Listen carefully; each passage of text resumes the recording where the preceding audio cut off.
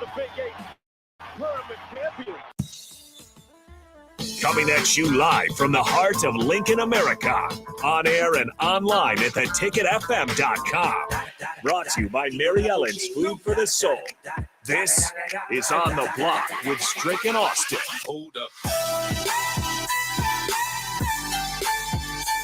Welcome to it on a Tuesday on the block on your radio dial from 2 to 4 Central Time today and every weekday. I'm Austin Norman, joined as always by Husker Hall of Famer, 9-year NBA veteran, Eric Strickland in the house, back from Dallas. Welcome back. Good to have you back, Strick. Man, I had to come back and hang out with my guy. Yes, sir. It's good, but it's not as good as when we're together. And so, we're expecting and hoping for some team effort tonight. But we're having a team effort right now on the block. That we are. A little two-man game going now before you hang out with 15,000 of our closest friends down at Pinnacle Bank Arena later tonight for senior night, Nebraska and Michigan State. We'll get into that. But Strick, I do believe you were telling Rico and I that you have a stop to make between the show and the game. Yeah, I'm definitely going to make a stop. It's a late game tonight, so it's a long day, obviously, here on the show. And getting back late last night, it's going to be a long day, but it's going to be a great day because I'm going straight to Mary Ellen's. And I'm not going, and I'm mad about it. I forgot today they are not open. Gosh dang it. But that's okay. State tournament starts on tomorrow, so I'll make it tomorrow. There tomorrow. I'll feed my my ego tomorrow with some Mary Ellen's. Charles, what's up, man? Shout out to you guys and the crew. I know you're not working today, but you're preparing great menus and food for tomorrow. And transitioning on that, Austin, so there's been a lot of news out there, but there's some things that are kind of piquing some interest out there right now. We have Adam Schefter, who says that the Bears are actively shopping the number one pick that they have right now. Round one starts this year. Obviously, the combine starts today. That's going to be going on, but round one starts, and it's going to be in KC. Shout out to our boy, our friend of the show, former partner, Nate Brennan and the crew. They're going to be down there. I know Nick said he's heading down there as well. But that'll pop off in April, the 27th through the 29th there in Kansas City, Missouri. But here's another note that I wanted to throw out as well. The NFL has announced in August that the Miami Dolphins will actually forfeit their 2023 first round and their 2024 third round following the investigation as to whether the team violated league policies pertaining to integrity to the game. That obviously dealt with the Tom Brady situation that is going on. Do you think the penalty fits the bill? Given what we've seen in terms of how leagues have handled situations with tampering in the past, it's right in line with it. But I don't like the idea of forfeiting a draft pick because here's the thing, Strick. There are only so many picks in every draft. A draft pick is an opportunity for a player to achieve their professional dream that they've worked hard to do. Taking a draft pick away, I mean, I get it. The NFL, you have, 7 rounds of 32 picks. There's a lot of them. It takes a long time, but it's hard enough to make the league as it is. So don't take an opportunity away from someone. In the NBA, we had some teams forfeit picks. So for this year's draft, you're down to 59 picks. That's one more opportunity for someone to not make the NBA. It makes it that much harder to do. So, yes, I think the team that, was committing the tampering should not be allowed to make that pick, but I would much rather see that pick go to, the team that was tampered with, the player's previous team, because we need to make sure there's still those opportunities out there for players entering the league and for the team that, lost the player. If it was, not done appropriately, just give them a pick, make up for it. And that's the risk you would have to run if you're going to commit tampering. If you think you can get away with it, you know what you're risking. It's a draft pick at some point. So keep that opportunity there for, the players who are draft eligible. And I think, by letting someone else make that pick, that would be a harsher punishment than the pick just disappearing. Yeah, I think that now Chicago finds themselves, they're kind of sitting pretty right now in the offseason, being that they also have the number one pick in the draft. They have a lot of cap space as well. They have more cap space than probably any other team in the NFL at this point. So you have that you're dealing with as well. There's a ton of resources. They have means by which to bolster and to revamp their roster. There's some, to address areas of concern. Ryan Poles, he has options. He has options to trade that pick, to even get more draft assets. But there's some things out there. There's a lot of individuals. There's a lot of people that are speculating that they may not be as lucrative as you probably would think that would normally be when you're thinking about a first round pick. ESPN NFL draft analyst Matt Miller stated that he's spoken or canvassed more than a half dozen scouts, coaches, and executives from around the league about the realistic potential of trades. And what he has learned is that it may be sobering, so to speak, as he stated. He also said that the overwhelming feedback was that the Bears won't get a king's ransom for the number one pick. This is his quote, Matt Miller. But that Indianapolis has the best situation in terms, your team, in terms of draft capital and trading that pick out of the NFC. So here's some of the offers that have been presented.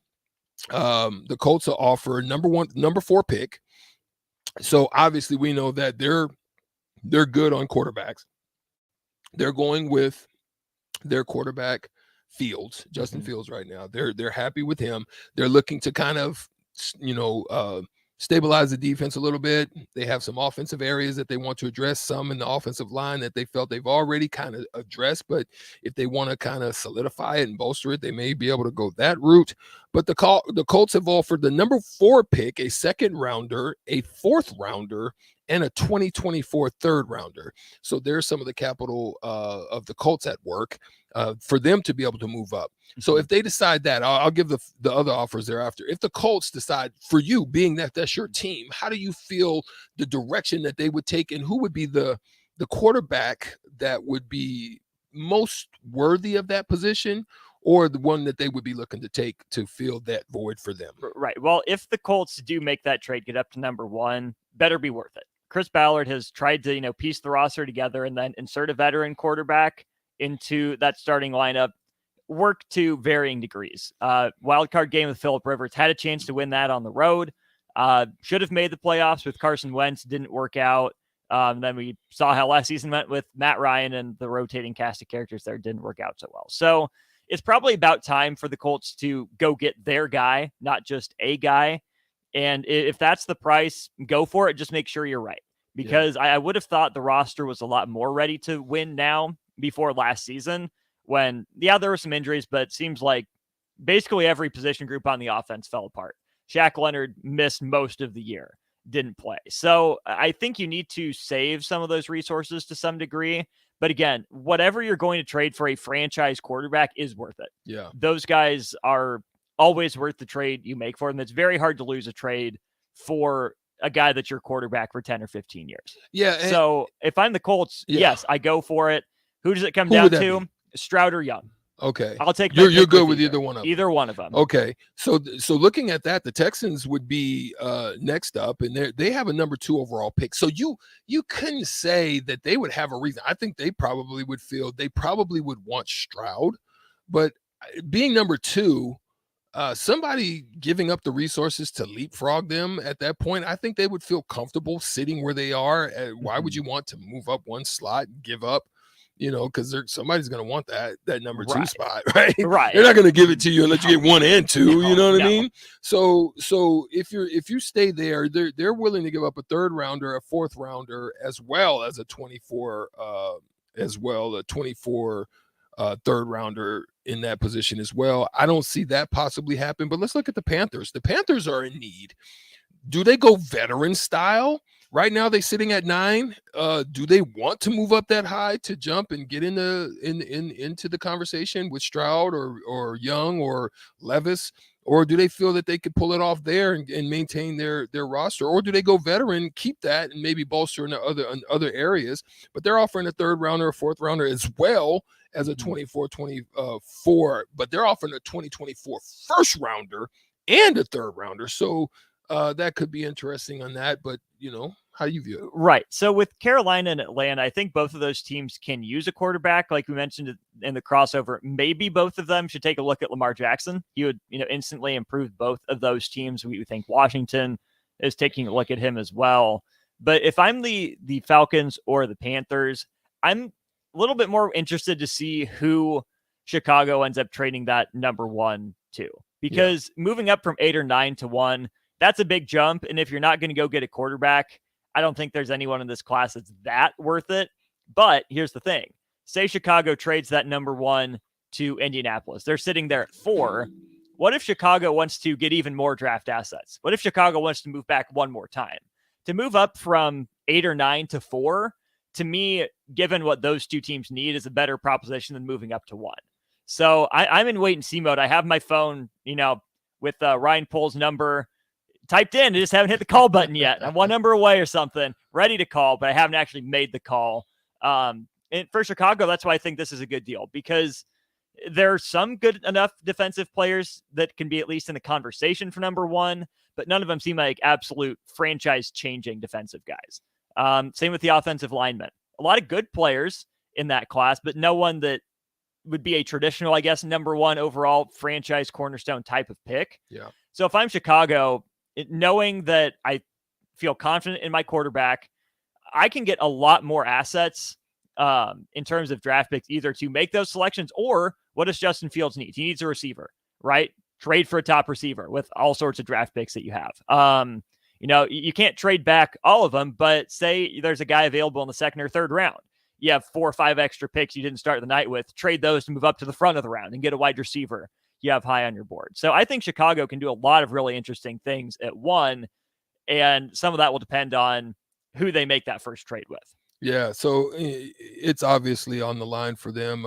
They want to improve dramatically, especially with them moving out of Soldier Field as well at some point. And so they want to position the team to be ready to take advantage of that move as well. 2023 NFL Draft, there's some interesting prospects there. We know that Chicago's in need of an edge, defensive linemen as well as offensive linemen to help there. So that's where their options come in. Let's just talk a little bit about the top 5. Houston, as we talked about, we talk about their need for QB and offensive and everything else and everything else there as well. But let's move down to number 3. Number 3 is the Arizona Cardinals right now, and they're looking probably for an offensive lineman, an edge rusher, as well as a cornerback. So it's very interesting for Monty Ossenfort. With JJ Watt now going into retirement, there's gonna be some needs there to bolster that. The Cardinals, the offensive line is also pretty much everybody shooting out for free agency at this point, and so they definitely have a need there. We talked about the Colts and their ideas of wanting to move up. They need an offensive lineman and wide receiver as well. Knowing that they need a quarterback, where else do you think the Colts would like to go, and what would be something that they would need to fortify and help them to become better for next year? At number 4, or in the top 5, you're going quarterback, but given that that's your only first round pick and you got to wait again till the 2nd, I don't know if I'm looking anywhere but quarterback right now. But for future rounds, wide receiver depth, the Colts haven't drafted and developed a receiver that's been on the field consistently. Outside of Michael Pittman Jr., you need another 1 or 2 of those guys. You can always use offensive line help and defensive line help. That's what Chris Ballard wanted this team to be built around. And even linebacking. You kind of need a Shaq Leonard insurance policy, depending on what you do with some of the guys behind him. The secondary seems like it's in a good enough position right now. With Stephon Gilmore there, I like the young safeties that they have. Again, you can always use another DB, especially corner as well. And there are a lot of good tight ends in this draft. I know I named just about every position, but that goes back to what I was saying, where I would have thought the roster was more win now going into last season. Yeah. But as long as they take a quarterback first, they can't really go too wrong with any of their next picks, if you ask me. Yeah. I mean, the Rams, this is one that was unexpected, find himself obviously in a little bit of trouble, but the Broncos are there as well in need. Those picks got traded. Did they? Yes. So Denver's pick is going to Seattle. as part of the Russell Wilson deal. And That's the Rams right. pick got traded to Detroit as part of the Matthew Stafford deal. Right. So a playoff team in Seattle picks at number 5 and then again at 20, and Detroit will pick at number 6 and at number 18. That's huge for them. That's huge for those two organizations, being that they're going to be able to land 2 because of moves that they made and still found themselves, on the verge.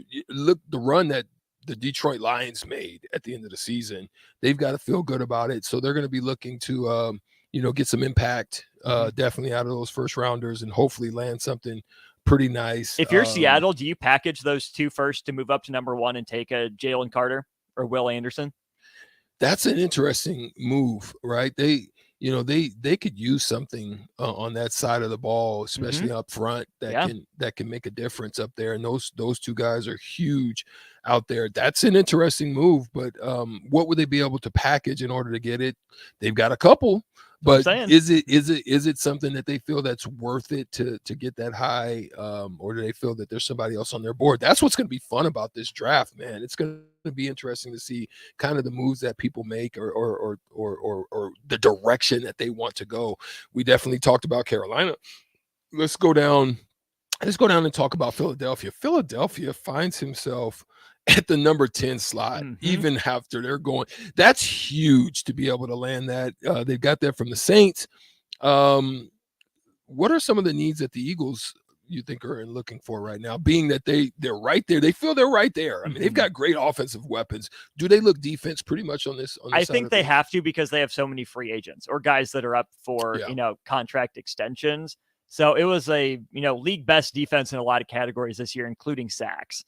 But that linebacker core got beat time and time again by Travis Kelce. That was the weak spot there. The DB room, I think, is pretty well set. I forget which guys are staying or going, but I know there are a lot of free agents in Philly. So it's up to Roseman and the rest of that front office to determine who are the core guys, the ones we need to keep around, and who can we, let walk because we're confident in our drafting abilities. But I think it has to be defense on that side. Houston.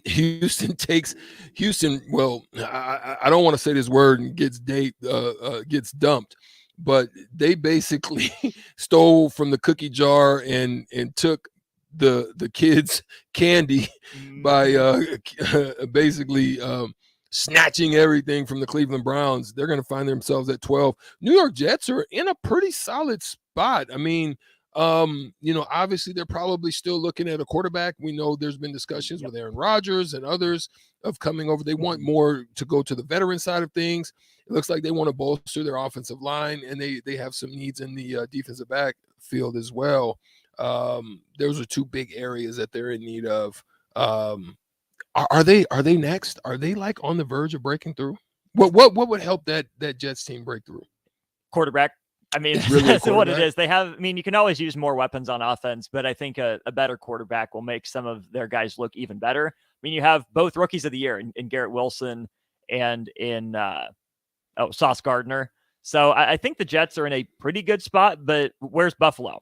How much do you trust that they're going to stick around? How much do you trust that front office to make the right decisions? Do you think Miami's going anywhere? Do you think Miami's going to stick around? What do they do with Tua? Do you think they have staying power? And you can't ever write off Belichick and the Patriots. Plain and simple, you can't. So they're picking one spot behind you. Rico was all giddy that Jackson Smith and Jigba was mocked to them recently. So, the Jets are, I think, fine, but we'll have to see. We do have to step aside as well for just a moment. Coming up in the next segment, NBA Talk Strike, up your alley. What's happened in Houston?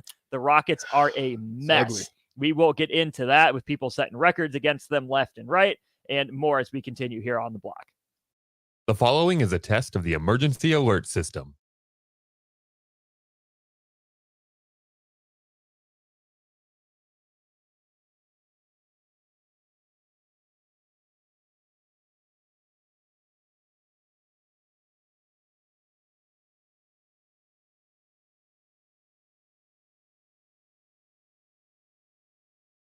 Hey, it's Nicklin Hames from Nebraska Volleyball. I hate wasting time in practice, and I want to help you stop wasting your time when you're looking for an electrician. Electric has been serving the area for over 30 years for both residential and commercial properties. They are experts in everything like remodeling, new additions, hot tub installation, and more. And they take jobs from Beatrice to Omaha and all towns, big or small, in between. Call them today at 402-466-6606 or learn more at high-electric.com. People always ask, what are Jake and Sip like when they're off the air? Well, the answer probably won't surprise you. Hey, Jake, your Honda's looking a little dirty. Says the guy whose license plate is barely visible. I mean, do you even care about that thing anymore? It gets a little uncomfortable. Now, that's when I jump in. Hey, whoa. Mark, did you get a new car? Nope, just took my car down to Nebraska Auto Detail. Joe and the staff made me out, and the end look amazing. You guys need to go. Okay, wise guy. Settle down, Jake. Book your appointment today at NebraskaAutoDetail.com. Your home should not be a zoo to unwelcomed animals. Let the experts at Bats to Rats take care of those problems. Dane has been a leader in management and prevention in Lincoln and the surrounding area for 15 years. He can help you get rid of bats, rodents, and anything else. Whether it's residential or commercial buildings, schools, apartments, or churches, they're all phone call away. Call today at 402-310-0904. BatsToRats.com. Bats to Rats Wildlife Control and Prevention. Are you looking for a solid, stable career in assembly, CNC machining, or injection molding? We got you covered. Hi, Bob Williams, HR Director for Garner Industries, a world-class manufacturer with a 70-year history right here in Lincoln. And I just listed some great career opportunities that you can find by logging into GarnerIndustries.com. If you want top pay, excellent benefits, flexible work hours, and the opportunity to work in a clean, modern, air-conditioned facility with great people, contact today by applying online at GarnerIndustries.com. Check out sandhills.jobs for more information. Sandhills is looking to fill hundreds of new openings in sales, traveling support, software development, web design, and more. It's the professional culture and is fast-paced with a focus on great and leading-edge technologies. Career and internship opportunities are available at our global headquarters in Lincoln, Nebraska. Apply today at sandhills.jobs. Hi, Sean Callahan here for Koppel Chevrolet GMC in Louisville. As we roll into the year, we continue to get plenty of new 2023 inventory and have a great selection of used vehicles. And if we don't have what you want, we can put a new vehicle in for you. We also have 2.9% financing right now on select Chevy and GMC new models. So stop on in and make that short drive to Louisville or check us out online at koppelcars.com. You'll be glad you did. A lot of businesses say that they're family focused, but when tough situations in life arise, the business feels anything but for your best interests. James Enterprise Incorporated is hiring, and they will always treat their employees like family, as they do with customers. James Enterprise Incorporated is hiring Class A and B CDL drivers, a shop tech, and diesel mechanic. If you're looking for a career with a company that goes above and beyond to value you and your family, apply today at jamesenterpriseinc.com or call 402-432-6740. Chances are you've tried fruitcake before. Chances are it looked pretty weird. Lots of colors that don't really exist in nature. Chances are it tasted weird. Chances are you need to try fruitcake again. Grandma's fruitcake from Beatrice Bakery. None of that we didn't like, just real fruit, premium nuts, and the delicious flavor combination of rum to meld all that together. See for yourself.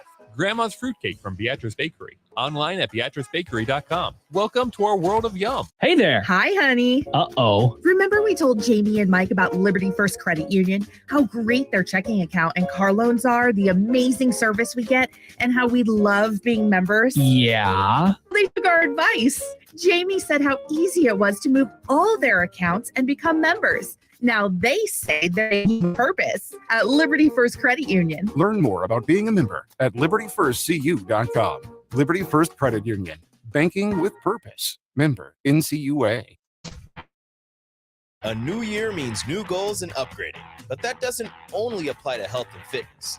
Mullen Motors can get you into a new vehicle right now and get your 2023 started off the right way. They cleared off their 2022 inventory and have tons of new to choose from to make sure you get to be out with the old and in with the new. Stop by Mullen Motors today, just north of 48th and Lake.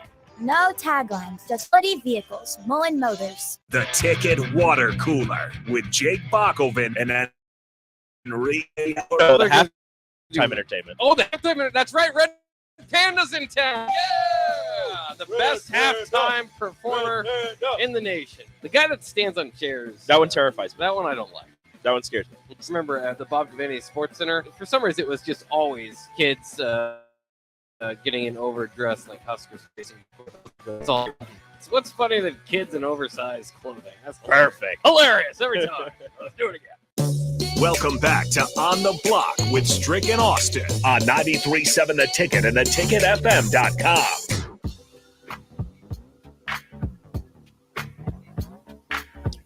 Conversation continues here on the block. Austin Norman, Eric Strickland with you as always. If you have thoughts on the show, 402-464-5685, the number 2, the Honda of Lincoln hotline, or the Sartor Heyman text line. Thanks to a couple people for chiming in on the NFL discussion. Keep those thoughts coming. And Cliff, hello to you down there in Florida. Thanks as always for tuning into the stream. You can watch as well, Facebook, YouTube, Twitch, and Twitter. Strick, we turn our eyes from the NFL to the NBA for this next discussion. The Houston Rockets, what a mess of an organization. It's crazy to see just how far that team has fallen after, making the Western Conference Finals twice, in the last decade. Now they're, in the running for the worst team in the league. They're fully into the Wembanyama Street sweepstakes. And it's one thing to lose. Sometimes you just don't have the talent. Sometimes you got to rebuild. But the way Houston is losing, it's not even close some nights. Yeah, it really isn't, man. And what's crazy about it is this team, of course, they are inexperienced. They have some inexperience there, meaning they're just young. They've taken a lot of young guys that are, some fresh out of high school, some went to Ignite, got some of that experience there. They have several players that are 21 years and younger. This kind of in some essence hurts the chemistry that's on the court that they have, because guys are all trying to make their staple, make their name in the NBA. And so they play in a similar style. They're very AAU-ish, in an NBA setting. And so I think we'll dig into that debate, because that's something I would love to hear from you on the Sartor Heyman text line, 402-464-5685. Is the Houston Rockets, are they an AU kind of blueprint, based on just how bad AAU in some instances can be? Because a lot of these AAU teams are a bunch of highly talented individuals thrown together collectively, and a good majority of these young men are trying to create mixtapes on their own. And so that's what it looks like. It looks like a bunch of players, young, that are playing for mixtape, just for the grandstand. I remember, and there's some people make a reference to the Jimmy Jackson, Jason Kidd, Jamal Mashburn, team, which is the original Big Three. I remember just when I made the team, it was just so sad, Austin. When I would get after games, I would get in the elevator and I'd hear these guys just talking about, where are we going or what's going on tonight. And I'm like, bro, we just got beat by 20. Are you guys like, for real? It's like there was no sense of urgency about winning, and that's what probably hurt that team. Everybody was, I think Jason was very team oriented, but a lot of the guys were just so individually minded, and it hurts in such a major way. The Rockets, let's go back to this. Here's some of the issues that they have. The Rockets have a lack of a legitimate rim protector. They have both multiple wings that can do things offensively. But they are the worst defensive season. They're on track to have the worst defensive season in franchise history right now. The second worst Rockets history team was 116, giving up 116.7 points a game. Right now, they're on pace to beat that. They're sitting at 118.3 points per game, in which they set that mark last year. A bad mark that they set for last year was at 114.9. So their defensive rating is terrible. And you don't just see it just in the numbers, you see it with your eyes. There's just lackluster effort. And that's what's affecting this franchise right now. Now, who can change that? How can they change that? Do they need to move guys? Are they going to max some of these guys out? Why? You know what I'm saying? What would happen if a Wembanyama does come in and these guys have that type of mentality that they have? Would it make it better? I don't think so. You know, yes, you would have that legitimate rim protector that you would have. You would have a unicorn type of player, but Austin, I just don't see where they go from here. This AAU style of play, individual style of play, is totally messing up, I think, not just the Houston Rockets, but franchise as a whole. Right. The part of the issue too might be that, you know, Steven Silas and Raphael Stone are really young in terms of experience in what they did. You have Daryl Morey and you have Mike D'Antoni. Those are two guys that have been around the block, that have done that before. Steven Silas might be a good coach. Doesn't seem like he's the right coach for this group right now. Yeah. I think you need a little, stricter veteran type of presence that can get some of those guys to buy in on defense. Raphael Stone, again, similar sort of thing. Probably can grow into a good GM, but not Daryl Morey level in putting that together. And sure, argue with Morey's methods. It probably wasn't great for the game of basketball, the way that he and D'Antoni empowered Harden, but they won, got to do Western Conference semis, made the playoffs basically every year. So I think that combination isn't helping the team. But you look up and down that roster. Kenyon Martin Jr., not playing defense. Tari Eason could, but he's a rookie, has to grow into it. Jabari Smith, not the most athletic guy. Might be able to develop into a positional stopper, but not, a switch it all, do everything defensive type of guy. Şengün, no, not a defender in the slightest. Jalen Green, no. Absolutely not. You gave up Clint Capella, who was actually that type of guy dude. for you in the interior. Right. Usman Garuba, they drafted. Could grow into that, but still really young. Josh Christopher, Kevin Porter Jr., Jayshawn Tate, maybe a little bit. Not many of those guys, if any, have shown any commitment to playing defense. And is anyone holding them accountable for it? I don't know. Here's the flip side of that, though. Okay, you don't want to play defense, go be good on offense. They're not that good on offense. For a bunch of offensive-minded players that just want to go get their own bucket strick, they have the 30th ranked offense in the league.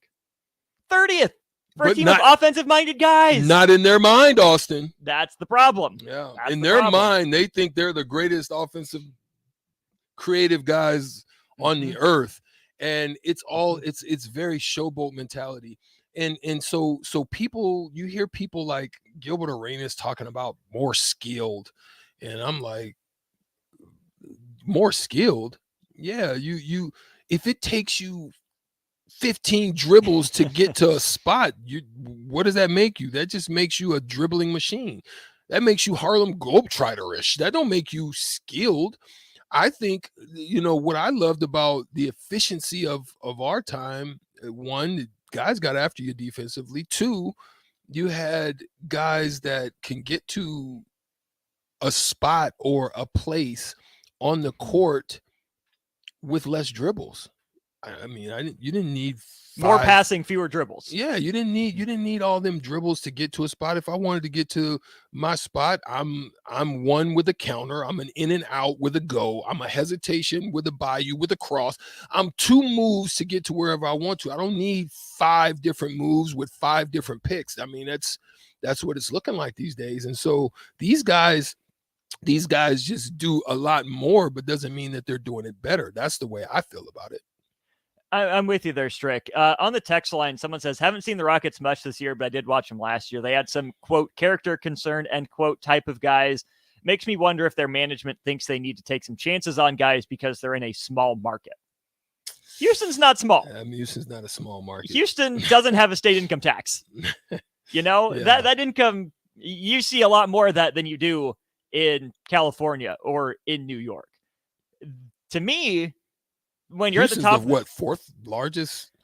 I think it's the 4th or 3rd largest city in the country. Maybe 4th. Houston's huge. It is a huge, top huge market, at least a top 7 market, if not a top 5 or even probably top 5 to be safe market. Not small. They've been bad, and here's the thing: you get to take some of those swings on guys up at the top of the draft. They haven't panned out at all. Not a single one of them in any way. And to me, that's the bigger problem, is that you have these high picks, you're not doing anything with them. Yeah. What's weird about it too, Austin, is that when you look at them, you're looking at there's no leadership. They don't have anybody in that locker room that can challenge. And that's why sometimes like I noticed there's been a shift. Like, for example, we used to have a hierarchy. Right? You came in, you got a certain locker somewhere. These guys now come in and they get the carte blanche of wherever they want to go, right? They can take a veteran's number. Whereas I came in, it was George McLeod. I was a 21. George McLeod was 21. And I had to switch to 20, right? We used to have to put bags. A lot of these kids are coddled. Me and Samaki Walker spent many a cold night outside waiting for the bags to come off and making sure those bags got on and off the freaking bus. I mean, it's not a hazing thing, but it's something that pay your dues thing. Yeah, it's a pay your dues thing. There's been nights where, the vets looked out for me, but I had to, buy vet dinner, and stuff like that. It's a little bit different now. And I don't know, I think guys come in with such high and mighty expectations. They become these prima donnas in their minds, and it becomes crazy. I still can't believe what Luka said. I mean, Luka said, yeah, what do you feel about the All-Star game? The All-Star game used to be a prime time event. You used to want to get there and be there, and get around the fraternity and get around the brothers. And he's like, shoot, how fast can I get on the next plane smoking? Like you kind of have those feelings sometimes, but listen, you're coming down the stretch. I can see Houston getting worse than getting better because they're looking to where's the next vacation spot as opposed to how can we get better to finish up this season. And so that's what's scary about what's going on right now. Right. You look up and down that roster, the most veteran players on the Houston roster, Strick, are Frank Kaminsky and Boban Marjanovic. They both spent 7 years in the league, and neither one of those guys is one that you look to and say, yep, he's a veteran leader. Yep, he's a superstar. They'll get those guys pointed in the right direction. They're role guys. Yeah. They're niche specialty guys. I kind of want to compare Houston's situation and contrast it with a little bit of what Portland went through. Portland at least got Dame, right? They drafted him pretty high. He's developed, and no, they haven't been great. They made the playoffs, on Dame's back with CJ McCollum there for a little bit. But even now when, they're struggling, they won 27 games last year, I think, and they're 29-31 right now. But as they're struggling, as they have some of these young guys or even, younger guys that they've traded for, they have a franchise cornerstone in Dame Lillard, who said he's going to be in Portland, who acts like he's going to be in Portland, who is about Portland. That's Dame. He's special. I don't see anyone on Houston's roster that I trust to turn into that kind of figure for that organization. And that's a problem. Yeah, I would have to agree. And that's what's the scary thing about whether or not you're going to pay these individuals for what. It reminds me of Eddie Curry type situations where it was like Eddie Curry would get a contract and get heavy and get sluggish. Tim Thomas was one similar to that who I played with. Great, solid players, could have really been great, but just was playing for the next contract. It was like when contract season showed up, he was in great shape, running up and down, getting buckets. And then all of a sudden get that paperwork and you don't show up now. So this is the discussion that's going to happen in this collective bargaining agreement. You've got to be careful. Is there going to be a lockout? I would venture to say that if I was an owner, you might want to consider that. It would depend. Lockout would be something in which they would have to negotiate. And Charles Barkley said it. I mean, these guys are load managing and, young men. Michael Jordan said at one point, are you going to play? Yeah, I'm going to play in these games because there's somebody that's probably never seen Michael Jordan play, is what Charles said. And so you've got a bunch of guys now that just, they don't care. I mean, I'm talking about a slight ankle injury. I remember playing on a 2nd-degree high ankle sprain and wasn't really, but I didn't want to leave my teammates behind, right? I still wanted to feel in whatever way I could give an effort. I didn't want to leave them out.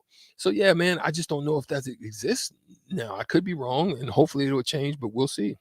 You hope there's some guys like that across the league because plain and simple, they need it. But for all the skill that's entered the league, for all the points and the flash that we see, you need some more of that internal drive, and not the selfish motivation, but internal drive. And there's a big difference, as we've seen. Ratings have gone down even though points have gone up.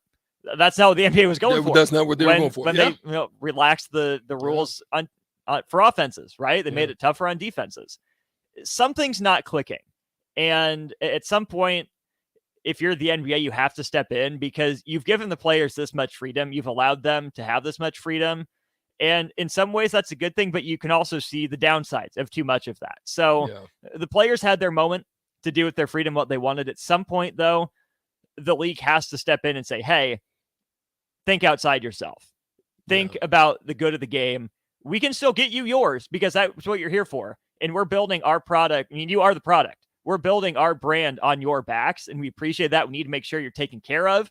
But if we're taking care of you, you've got to take care of us, the guys that took care of you before you, and realize that's going to be you. Take care of the ones that come next too. There doesn't seem like there's a lot of that in the league right now. Yeah, I would have to agree with you, Austin. And so we're gonna monitor it, but there is probably a topic that we may get into a discussion when Said comes back next week. And that's dealing with 7 ways that the NBA has changed since the Michael Jordan Bulls. I would love to dig into that and figure out those ways. And is that what we're seeing? Because another topic of discussion that I think I'd love us to get into is, when you look at it, I think we'll dig into this topic too, Austin, is looking at what Klay Thompson broke a record against what team? Houston Rockets. Dame Lillard, the oldest player to ever do it, get over 70, did it against what team? Houston. So I think that might be some research to dig into. Sutter Heyman text line, if you know any more. I mean, what has Houston basically given up? I mean, it feels like let me be quiet. I was about to say something that might have gotten dumped, but it feels like I'm on in LA on Figueroa or in Vegas on the Strip. And if you know, you know. 402-464-5685. Unfortunately, we got to get out of here. We have shootout with Strick. Stricky is on a roll. I'm feeling like the Huskers right now. I need to keep it going. Come on in, tap in. Hit us up on the Honda Lincoln hotline at 402-464-5685. We got shootout Strick next. 93.7 The Ticket. We are on the block. Attention all Wings fans. 89 Cents are back on Tuesdays at Buffalo Wings and Rings in Lincoln. Enjoy the best at a price that makes the whole family happy. And now at the Williamsburg Village Wings and Rings, you can enjoy $1.50 Tall Boys and Bud Light, Coors Light, Busch Light, and Michelob Ultra every day after 7 p.m. and all day on Sunday. Get to Wings and Rings today and make sure to stop by on Tuesdays for 89-cent wings. Mike Shaver here to tell you that Trek CBD has a new name, and it's Hemp Boss. It's the same product you've grown to love, just a new name. Spring sports are on the horizon, and Hemp Boss has a variety of products that help calm me down during games and on the golf course so I don't go over the top. And they have a variety of options for you to calm you down before, during, and after any event. Whether you're looking for drinkable Delta 8 seltzers, hemp-derived Delta 9 syrups for your beverages, or anything else, Hemp Boss has it all at 84th and Andermatt. Hemp Boss, naturally healthy CBD. A lot of businesses say that they're family focused. But when tough situations in life arise, the business feels anything but for your best interests. James Enterprise is hiring, and they will always treat their employees like family, as they do with customers. James Enterprise Incorporated is hiring Class A and B CDL shop tech and diesel mechanic. If you're looking for a career with a company that goes above and beyond to value you and your family, apply today at jamesenterpriseinc.com or call 402-432-6740. A new year means new goals and upgrading, but that doesn't only apply to health and fitness. Mullen Motors can get you into a new vehicle right now and get your 2023 started off the right way. They cleared off their 2022 inventory and have tons of new vehicles to choose from to make sure you get to where you need to be this year. Out with the old and in with the new. Stop by Mullen Motors today, just north of 48th and Lake. No taglines, just quality vehicles. Mullen Motors. Wall-to-Wall Wine and Spirits is now open in Lincoln. Shop our expansive collection of wine, beer, spirits, and cigars at 5040 North 27th Street. From top shelf liquor to crowd favorite beer, Wall to Wall Wine and Spirits has a beverage for every taste and every budget. Plus, join our loyalty program to earn rewards and save on future purchases. Shop Wall to Wall Wine and Spirits at 5040 North 27th Street in Lincoln. That's 5040 North 27th Street. Hey there. Hi, honey. Uh-oh. Remember we told Jamie and Mike about Liberty First Credit Union, how great their checking account and car loans are, the amazing service we get, and how we love being members? Yeah. Well, they took our advice. Jamie said how easy it was to move all their accounts and become members. Now they say they're banking with purpose at Liberty First Credit Union. Learn more about being a member at libertyfirstcu.com. Liberty First Credit Union. Banking with purpose. Member NCUA. Your home should not be a zoo to unwelcomed animals. Let the experts at Bats to Rats take care of those problems. Dane has been a leader in wildlife and pest management and prevention in Lincoln and the surrounding area for 15 years. He can help you get rid of bats, rodents, and anything else. Whether it's residential or commercial buildings, schools, apartments, or churches, they're always a phone call away. Call today at 402-310-0904 or visit batsterats.com. Bats to Rats Wildlife Control and Prevention. Early break with Sip and Jake. I just feel like people are not talking about enough the incomplete passing. This blows my mind. Why does it blow your mind? Because that's a strategy to the end of the game of either spiking the ball or, hey, find something to stop the clock. Now you can't do it. You can't just stop the clock. That's a part of football. It's always been a part of football. Right. You can't just You're you're right. changing the end of games completely. Yeah, Why would you do that? I don't think you have to stress that one too much. Don't even stress it. It won't happen. Early break with Sip and Jake from 6 to 8 every weekday morning on 3-7 The Ticket. Hey, it's Nicklin Hames from Nebraska Volleyball. I hate wasting time in practice, and I want to help you stop wasting your time when you're looking for an electrician. High Electric has been serving the area for over 30 years for both residential and commercial properties. They are experts in everything like remodeling, new additions, hot tub installation, and more. And they take jobs from Beatrice to Omaha and all towns, big or small, in between. Call them today at 402-466-6606 or learn more at high-electric.com. Sandhills Global is hiring. Check out sandhills.jobs for more information. Sandhills looking to fill hundreds of new openings in sales, traveling support, software development, web design, and more. Sandhills has a professional culture and is fast-paced with a focus on growth, innovation, and leading-edge technologies. Career and internship opportunities are available at our global headquarters in Lincoln, Nebraska. Apply today at Sandhills Jobs. 93.7 The Ticket. Fox KFXL weather. Brought to you by Bryant Air Conditioning, Heating, Electrical, and Plumbing. Mostly cloudy skies for the majority of the day. We may see some clearing late. We'll see a high of around 50. Winds out of the southeast at around 10 to 15. Clearing skies tonight with a low down to around 30. We'll see an increase in cloud cover late in the day tomorrow with a high once again near 50. I'm meteorologist Tim Wright for 93.7 The Ticket and theticketfm.com. It's time to play Shootout with Strick. Call now, 464-5685, to take your shot against Eric Strickland. Shootout with Strick. Brought to you by Buffalo Wings and Rings. Time to play the game!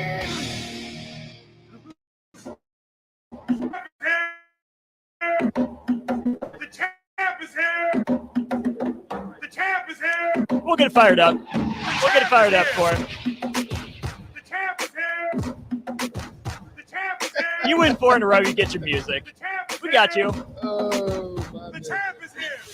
Want a chance to take down the champ? Call now, 402-464-5685. Honda Lincoln Hotline for your chance to win $15 to Buffalo Wings and Rings. Taking on Strick in the Shootout with Strick. Our daily trivia question. We play it every day at this time. Make sure you call now for your chance to win. We're talking number one draft pick history, Strick. We spent the first segment talking about the number one pick, a little bit of the history of the number one pick in trivia for today. So hope you know your number ones.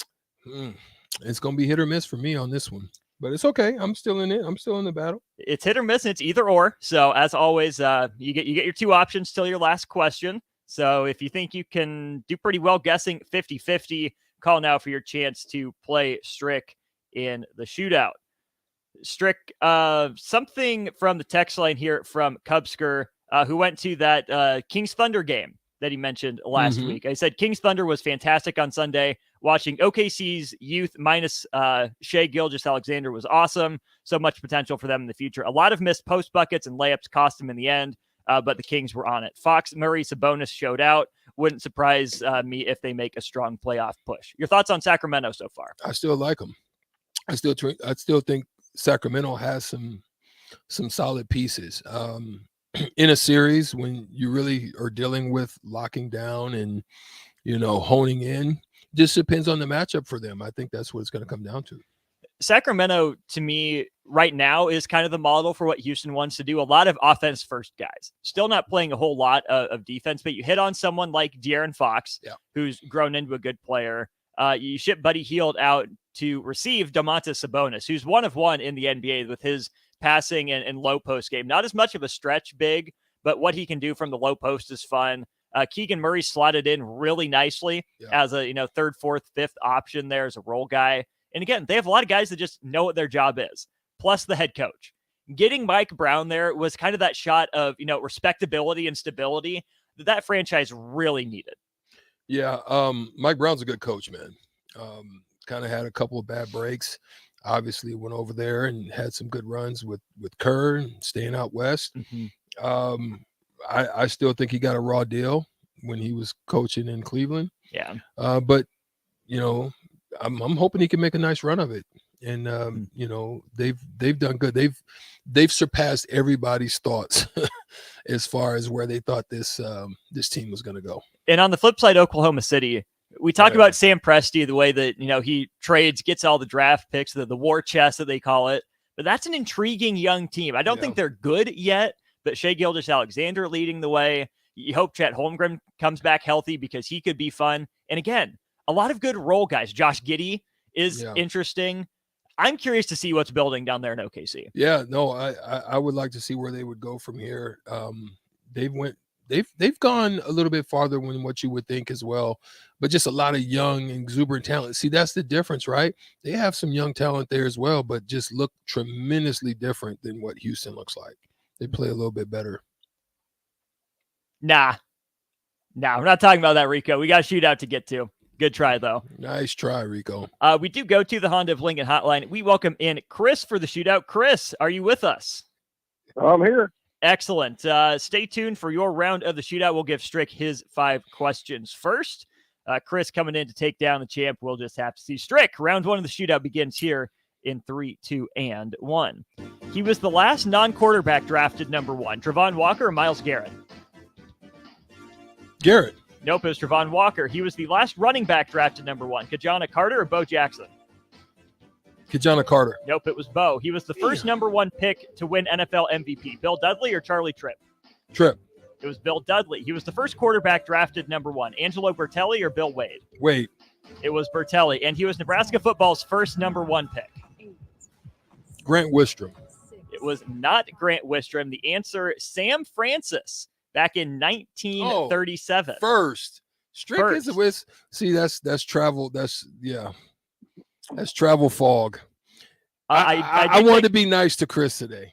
I do take it back. You did get 1 correct. I mistyped it was Kajana Carter was the most recent number 1 overall pick. You so was breaking my heart. I was like, wait a minute. I got 1. You got 1. So Chris, you need 1 to tie. You need 2 to win. Are you ready for your round of the shootout? I'm as ready as I can be. All right. We'll get it going here in 3, 2, and 1. He was the last offensive lineman drafted number 1 overall. Jake Long or Eric Fisher? Long. It was Fisher. He was the last receiver drafted number 1 overall. Keyshawn Johnson or Irving Fryer? Keyshawn Johnson. Yep. He's the most recent number 1 pick to make the NFL Hall of Fame. Peyton Manning or Orlando Pace? Page. Nope, it was Manning. He won the most Super Bowls of any number 1 pick. Troy Aikman or Terry Bradshaw? 10, 9, Bradshaw. Yep, and he's Nebraska football's most recent number 1 pick. 4, 3, 2. I thought he was going to go with Aikman. Oh, my gosh. He got me. Finish him. Boom, shakalaka. Give me a hell yeah. I thought I had a chance. Give me a hell yeah. But he's an old schooler, it sounds like, so I can understand why he would go with Bradshaw. But gosh darn it. Chris, you did it. You took down the champ. Thanks for calling in. Congratulations. Hold on the line. Rico will get your information. You get the $15 to Buffalo Wings and Rings. We're rebuking that. This is not a Husker-esque type of game today. This was just a Stricky and Chris type of game. Has nothing to do with the Huskers. Nope. We're not tying that in. We're not putting that out there into the atmosphere. It's true. Your run came to an end. It happens. Yeah. Happens to everyone. That's okay. You always have tomorrow. Here's the tiebreaker question, just because I want to see your number. How many times has a quarterback been the number one overall pick in the NFL draft? Overall, like from the beginning of time? Yep, from the beginning of the NFL draft. How many times has a quarterback been number one? The first NFL draft would have been in 1936. 80. The answer? Under. Way under. 34 times a quarterback has been drafted number one overall. I am currently 2-0 against Strick in extra time. Boo. Well done, Rico. I did that just because I wanted to be nice to Rico today. You're a good guy. Yeah. We appreciate that, Strick. I like to give up to Stricken every now and then. You do. We appreciate that from you. We also have hour 2 of On the Block coming your way. We'll step aside for just a second, get into the Nebraska-Michigan State game before conversation with Steve Sipple. All that and more, hour 2 On the Block. This is Lincoln's home for sports talk on the M dial. Also online at them.com. KNTK-FM 37 The Ticket. Mike Shaver here to tell you that Trek CBD has a new name, and it's Hemp Boss. It's the same product you've grown to love, just a new name. Spring sports are on the horizon, and Hemp Boss has a variety of products that help calm me down during games and on the golf course so I don't go over the top. And they have a variety of options to calm you down before, during, and after any. Whether you're looking for drinkable Delta 8 seltzers, hemp-derived Delta 9 syrups for your beverages, or anything else, Hemp Boss has it all at 84th and Andermatt. Hemp Boss, naturally healthy CBD. Finally, a good reason to have a smart house. Just say, Alexa, play 93.7 The Ticket, and we'll magically start playing. How's it work? Nobody knows. Don't ask questions. People always ask, what are Jake and Sip like when they're off the air? Well, the answer probably won't surprise you. Hey, Jake, your Honda's looking a little dirty. Says the guy whose license plate is barely visible. I mean, do you even care about that thing anymore? It gets a little uncomfortable. Now, that's when I jump in. Hey, whoa. Mark, did you get a new car? Nope, just took my car down to Nebraska Auto Detail. Joe and the staff made the outside and the inside look amazing. Maybe you guys need to go. Okay, wise guy. Settle down, Jake. Book your appointment today at NebraskaAutoDetail.com. Chances are you've tried fruitcake before. Chances are it looked pretty weird. Lots of colors that don't really exist in nature. Chances are it tasted weird. Chances are you need to try fruitcake again.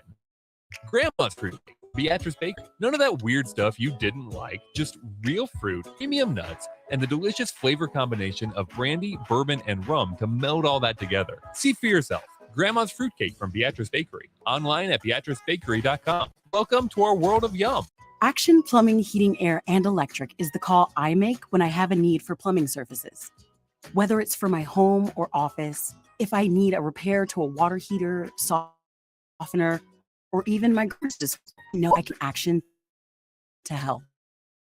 In one simple call, customer service team promptly schedules a service call, often getting to my needs within a day. Action delivers honest, quality services we can count on. To learn more, visit actionlincoln.com. Your home should not be a zoo to unwelcomed animals.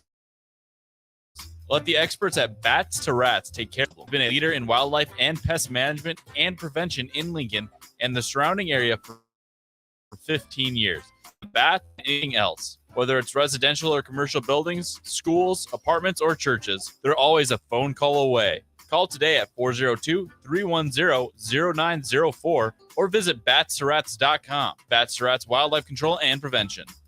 Hey there. Hi, honey. Uh-oh. Remember we told Jamie and Mike about Liberty, how great their checking account and car loans are, the amazing service we get, and how we love being members? Yeah. Well, they took our advice. Jamie said how easy it was to move all their accounts and become members. Now they say they're banking with purpose at Liberty. About being a member at LibertyFirstCU.com. Liberty First Credit Union. Banking with purpose. Member NCUA. This is your high school minute. With your Southeast Community College High School Minute, I'm Harrison Arns. Going to Class A State Wrestling, Lincoln East would finish second as a team behind Millard South. Switching to girls basketball, Class A sub-districts are set. Lincoln High, 21-1, will have a bye and will play the winner of Omaha Burke and Grand Island. Lincoln Northeast, 13-10, will face off against Omaha Benson, 10-10. Lincoln Pike, 17-5 record, will play Columbus with an 8-15 record. Lincoln East, 17-5 will play up Westview 10-12. All games will take place on Tuesday, February 22nd, and the championship round of sub-districts will take place on Friday, February 24th. This has been your High School Minute, sponsored by Southeast Community College, with locations in Lincoln, Beatrice, and Milford.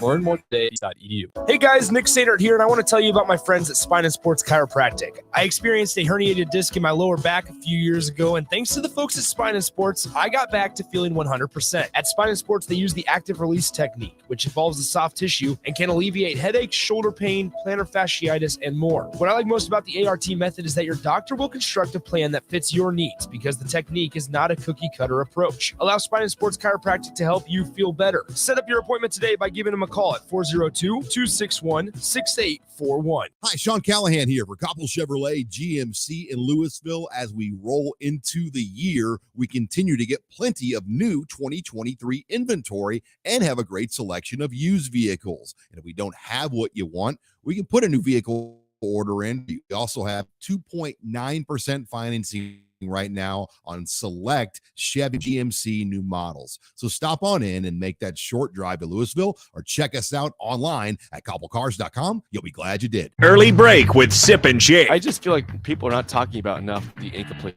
passing. This blows my mind. Why does it blow your mind? Because that's a strategy to the end of the game of either spiking the ball or, hey, find something to stop the clock. Now you can't do it. You can't just stop the clock. The part of football. It's always been a part of football. Right. You can't just. You're You're right. changing the end of games completely. Yeah, Why would you do that? I don't think you have to stress that one too much. Don't even stress it. It won't happen. Early break with Sip and Jake from 6 to 8 every weekday morning on 93.7 The Ticket.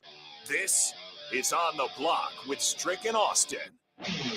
Nebraska Basketball Hall of Famer and 9-year NBA vet, Eric Strickland. Strickland for three. He can go out of here as the Big 8 tournament champion. Coming at you live from the heart of Lincoln, America. And online at theticketfm.com. Brought to you by Mary Ellen's Food for the Soul.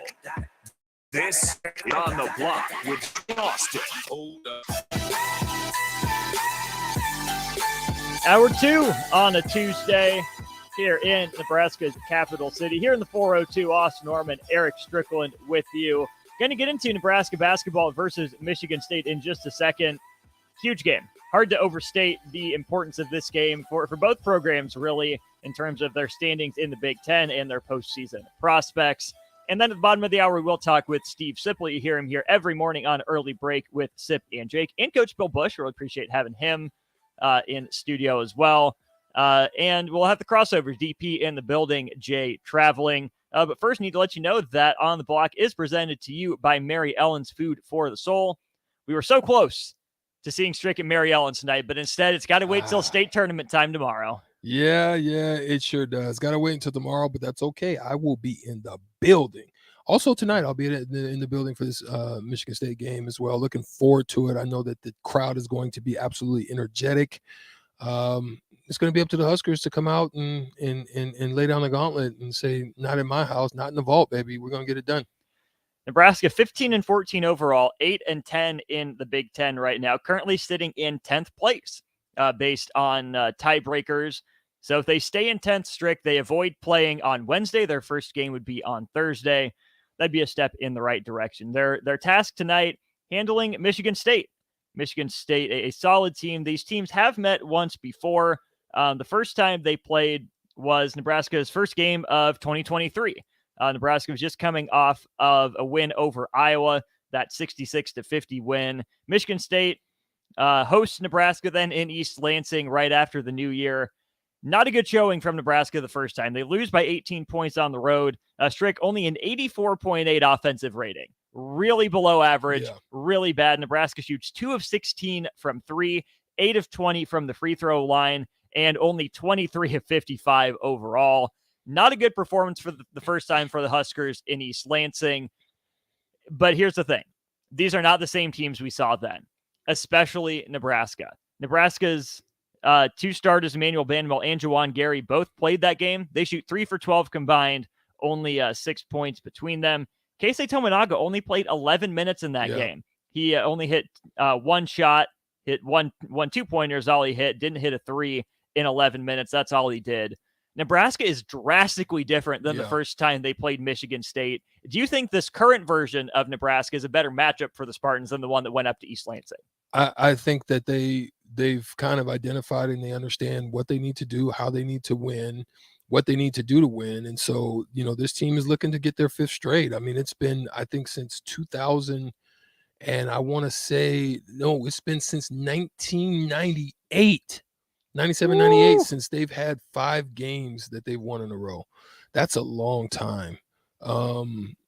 That's one of the things that we're hoping. But here's some good signs, though. Nebraska's 5-1 in the month of February.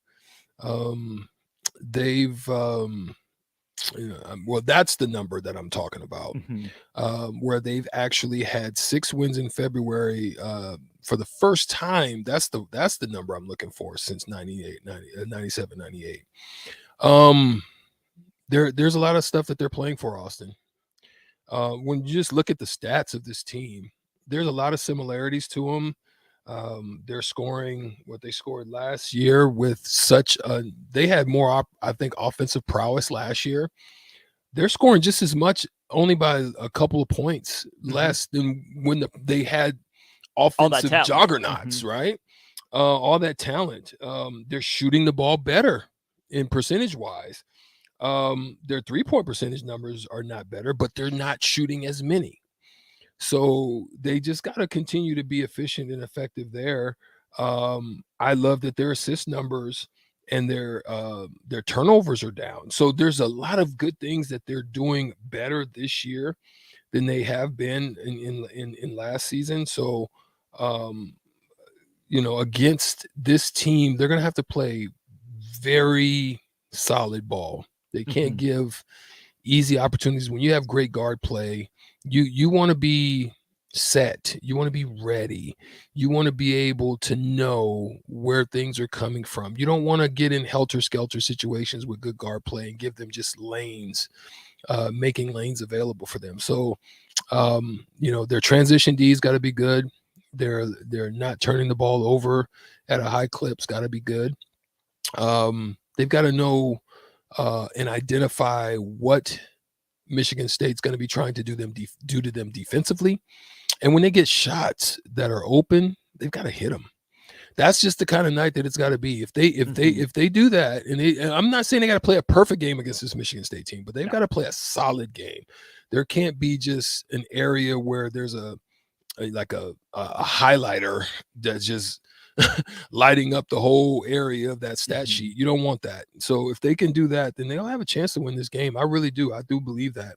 But again, how are they going to what's the word? How are they going to come into this game knowing that there's that much on the line? That's a different way of playing a game, knowing that stuff is on the line. I'm talking about postseason, moving up. There, you play with a different sense of urgency, right? They're not playing for that thing that they were playing for earlier, which was, we hope we stay in it, or let's try to save coach, or they're not playing for any of that stuff. They're playing now, oh crap, we are in it. Yeah, we're here. You know what I mean? And that's a good place at times to be, because there's people that don't believe. But you believe in that room. When you get a bunch of guys that believe inside the room more than what maybe the collective may believe about them, sometimes it can emerge, and you can have a great showing that comes out of it. And that's what we're hoping for tonight. Absolutely. Tip-off will be at 8:00 from Pinnacle Bank Arena against the Michigan State team, Strick, that had one of the most inexplicable results of the college basketball season last time out against Iowa. They're up 13 points with 48 seconds to go, and they find a way to lose that game. That's not the formula to beat Michigan State. That was a miraculous, once a season, once every, 5 years type of comeback from Iowa. You got to hope if you're Nebraska that Michigan State is still lingering on that one. That, AJ Hogarth is in his head about, how'd I miss that free throw? I just had to hit that one to win it, and that he's off his game.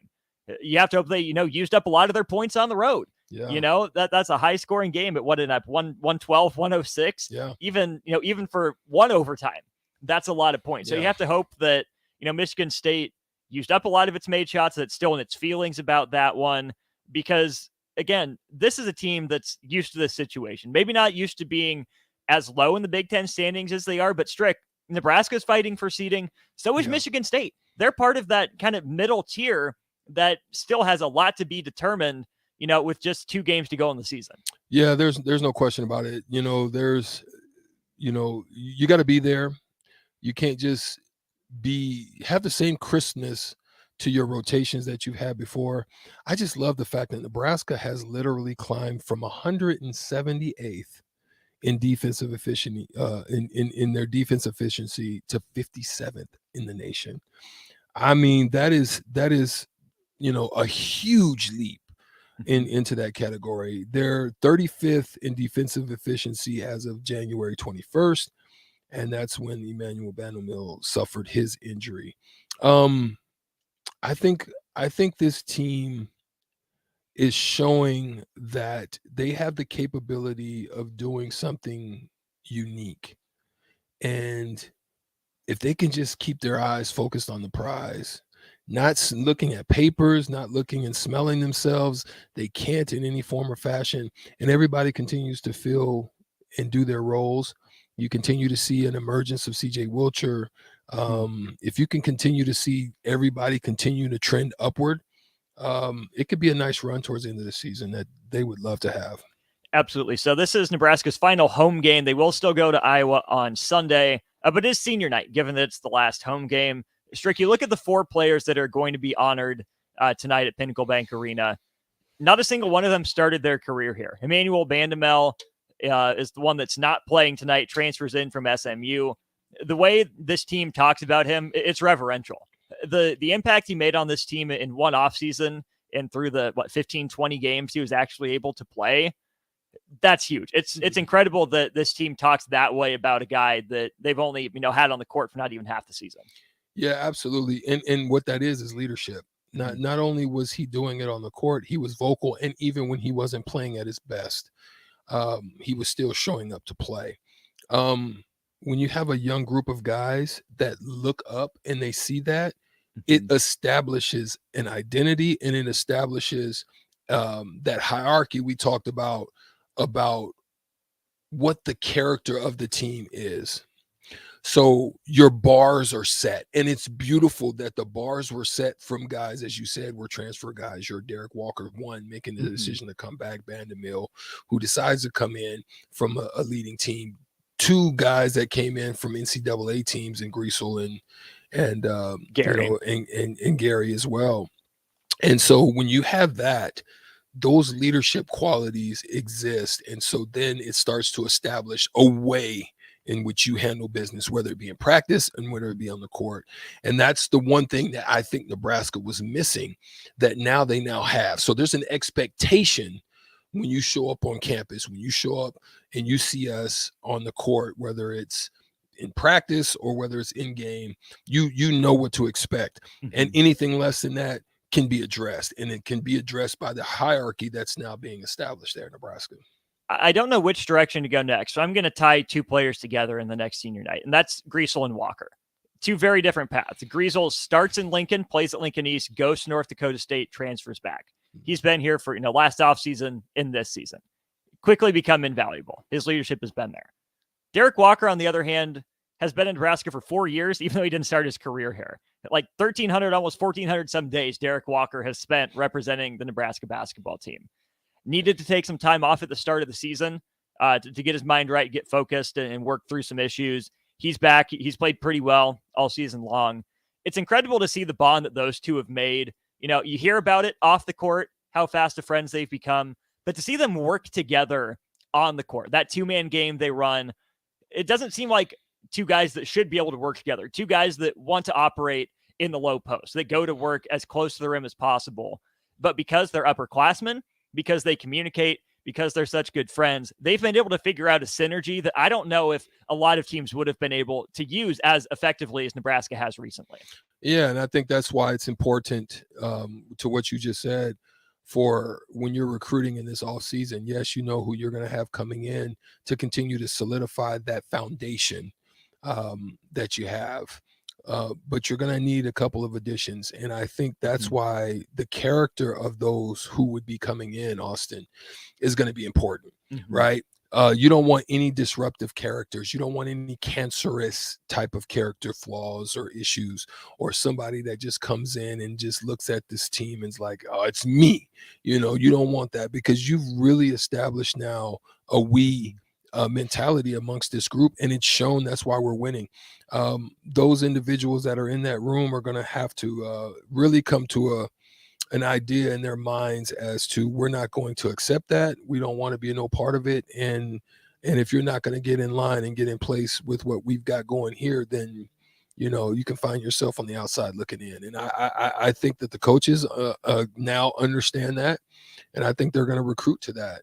If it's not a fit, they're probably not going to bring them in, even though it might be a talent fit. So we'll see how that works in the off season. Brad on the text line asks, what happens next year without Walker? We're in wait and see mode. And here's the thing.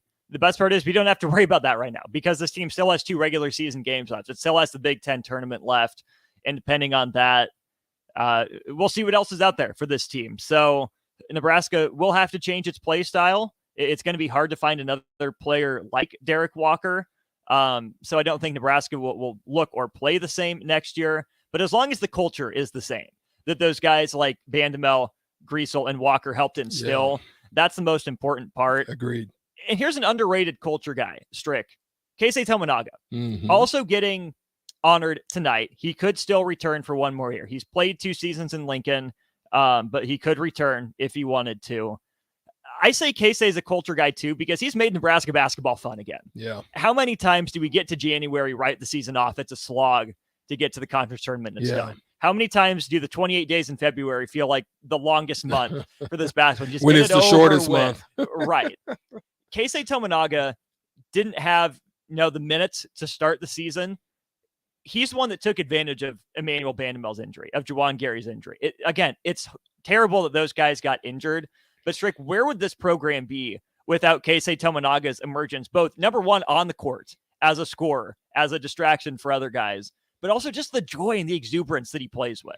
Yeah, I think it's infectious. And I also think that if you look at the early parts of Keisei's his game, he looked as if he was a defensive liability. He's scrappy, but he's he worked. competitive. He continued to work. He's scrappy. He gets hands on balls. He's just not an easy win now. I think he's gotten stronger. I think what they're doing in the weight program has definitely been something that has helped him tremendously. I think his play in the offseason has helped him tremendously, because European play is a little bit more physical. They allow you be a little bit more handsy, a little bit more body, and so all of that has helped him to become who he is now. It's just a matter of what's next. Where does he want to go, and where does he envision himself going from this point on? Do you have a huge desire to turn this into something, or do you have a huge desire to go and chase some money? In none of them, which I would be mad about. If he decided to go and chase his dream and play professionally, I would not be mad about it. If you have NBA aspirations, then there's things on your comeback that you need to be able to work on and tighten up. But other than that, either way, either decision that he has made Nebraska basketball fun. That he has. So Nebraska 1 game over 500 right now. The Huskers sit at 15 and 14 overall, 8-10 in conference. Strick, everything is still out on the table. Yes, Nebraska needs some help, but can't worry about what's going on other places though. The focus has to be 8:00 tonight, tip off against Michigan State. Again, a team Fred Hoiberg has never beaten. Hadn't beat Maryland. Cross that one off the list. There would not be a better time to get that first win over Michigan State than tonight. It's kind of funny too, because think of the storylines. The first time Fred Hoiberg played Michigan, oh, Jack Hoiberg's there. Oh, cool story. End of the bench, walk on. Now it's Sam's turn. He's going to play a factor in this game tonight. Do you stick him on Walker or Hogard? I'll probably put him on Walker. I think Walker is a little bit more shifty. Hogarth's going to drop dimes.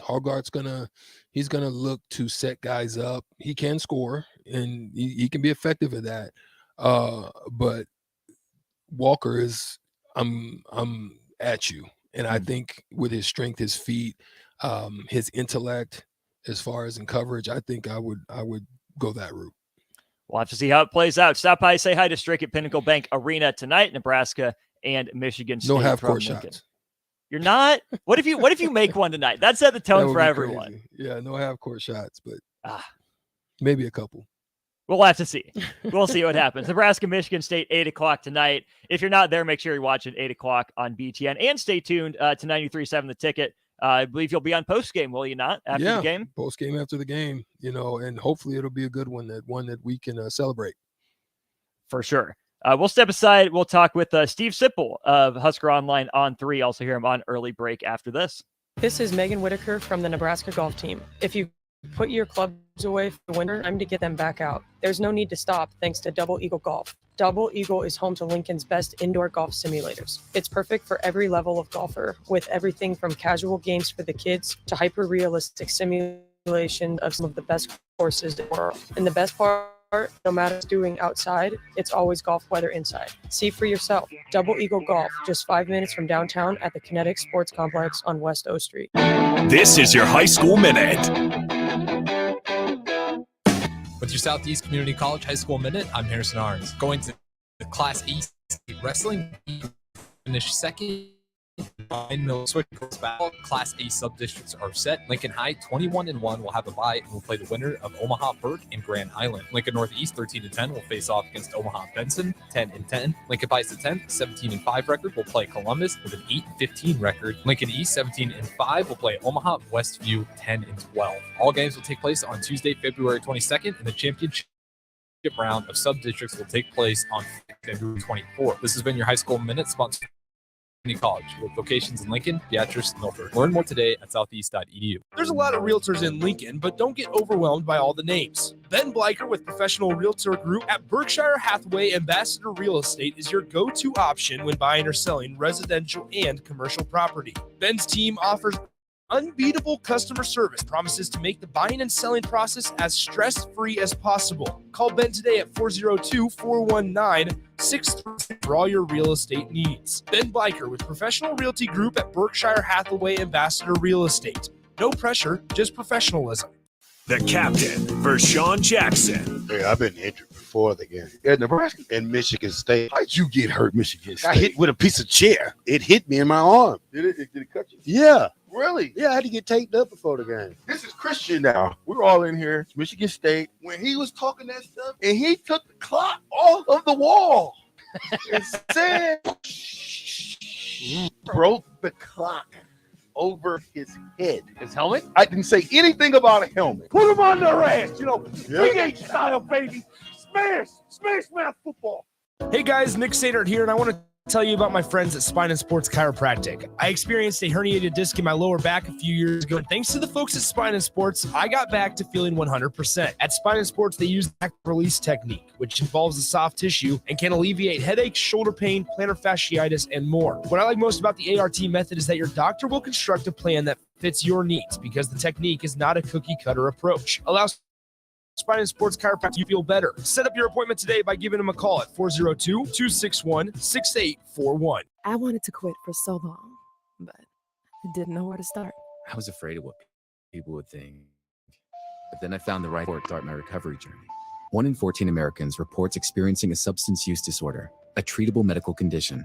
Treatment can take many forms, so there are a variety of options to explore and find the one that works best for you. Recovery from drug addiction is possible. Paid for by the CDC, sponsored by Nebraska DHHS, aired with the Nebraska Broadcasters Association and this station. Taylor Landscape actively preparing for spring by getting new tree orders, getting equipment ready, and training staff to serve you the best we can. If you haven't already planned, now is the perfect time to figure out a maintenance plan for your yard. We're cleanups for all of our existing customers and have limited spots left. We trim trees and shrubs when needed and only mulch proper amounts. Give us a call today at 402-432-2572 to set up a meeting with one of our designers and get ready for Tailored Life's grand opening in Bennett. Hi, Sean Callahan here for Koppel Chevrolet GMC in Louisville. As we roll into, we continue to get plenty of new 2023 inventory and have a great selection of used vehicles. And if we don't have what you want, we can put a new vehicle order in for you. We also have 2.9% financing right now on select Chevy and GMC new models. So stop on in and make that short drive to Louisville or check us out online at koppelcars.com. You'll be glad you did. Are you looking for a solid, stable career in CNC machining or injection molding? We got you covered. Hi, Bob Williams, HR Director for Garner Industries, a world-class manufacturer with a 70-year history right here in Lincoln. And I just listed some great career opportunities that you can find by logging into garners.com. If you want top pay, excellent benefits, flexible work hours, and the opportunity to work in an air-conditioned facility with great people, contact me today by applying online at garnerindustries.com. Your home should not be a zoo to unwelcomed animals. Let the experts at Bats to Rats take care of those problems. Dane has been a leader in wildlife and pest management and prevention in Lincoln and the surrounding area for 15 years. He can help you get rid of bats, rodents, and anything else. Whether it's residential or commercial, schools, apartments, or churches, they're always a phone call away. Call today at 402-310-0904 or visit batsterats.com. Bats to Rats Wildlife Control and Prevention.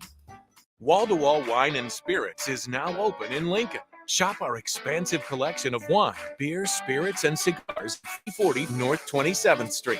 From top-shelf liquor to crowd-favorite beer, Wall-to-Wall Wine and Spirits has a beverage for every taste and every budget. Plus, join our loyal program to earn rewards and save on future purchases. Wall-to-Wall Wine and Spirits at 5040 North 27th Street in Lincoln. That's 5040 North 27th Street. The Empire is growing with ESC Fabrication and Sandblasting. ESC is your place for custom handrails, industrial and commercial painting, and more. ESC provides custom welding for aluminum and stainless steel and media blasting of all sorts. ESC is great attention to detail, stick to deadlines, and keep within your budget. If you can dream it, they can make it. Contact ESC Fabrication and Sandblasting in Waverly today at 531-207-9329. Now back on the block with Strick and Austin on 93.7 The Ticket and theticketfm.com. Jumping right back into it here on the bottom of hour 2 of On the Block. We go to the Honda of Lincoln hotline. Welcome in Steve Sipple of Husker Online, the On3 site for Nebraska. And, of course, early break with Sip and Jake right here on 93.7 The Ticket. Sip, long time no chat. How you doing? It hasn't been that long, Austin. How are you guys doing? Well, it feels like it. It's been too long for some of us, but we're doing good here. I want to get your thoughts, first of all, on the volleyball day in Nebraska that we heard about at the end of last week. A whole shebang, whole big press conference. And when you say Volleyball Memorial Stadium, Steve, to me, that's an incredible testament to Terry Pettit and John Cook in the program that they built. It would have been hard to imagine a day like this with really any other coach or any other program at any other school. What does a day like this say about John Cook and what he's done? Well, a couple of things. I really appreciate that you mentioned Terry Pettit in that conversation because he got it off the ground. I mean, he really did. And you got to go back. You got to go back a ways. I think you have to go back the late 70s, maybe early 80s. But it was that long ago that Terry really began building that program to the monster that it is now. And of course, John Cook has he surpassed what Terry did, which is amazing. And then you captured it pretty well, Austin. It's unique. And it's a very unique part of our existence here, right?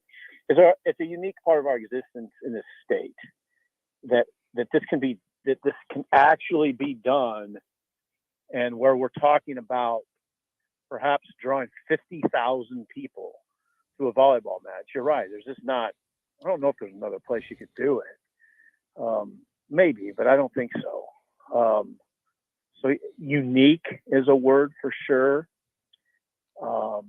I'm glad you mentioned Pettit. And then the one thing I would add is going to be really sort of fascinating to watch it unfold, how the court's set up. There's going to be a concert, so there's going to be a volleyball court in the north end zone and then a stage closer to midfield. And then how does the night unfold? What's the weather like? It's so much of it is unique, and it's sort of an interesting study. And you know what? There's a beauty to it for guys like Strick and me that are older. We've seen a lot, but we've never seen this. So that's good. I like that. What did you learn about Trev Alberts and his vision for the athletic department under his watch with that announcement?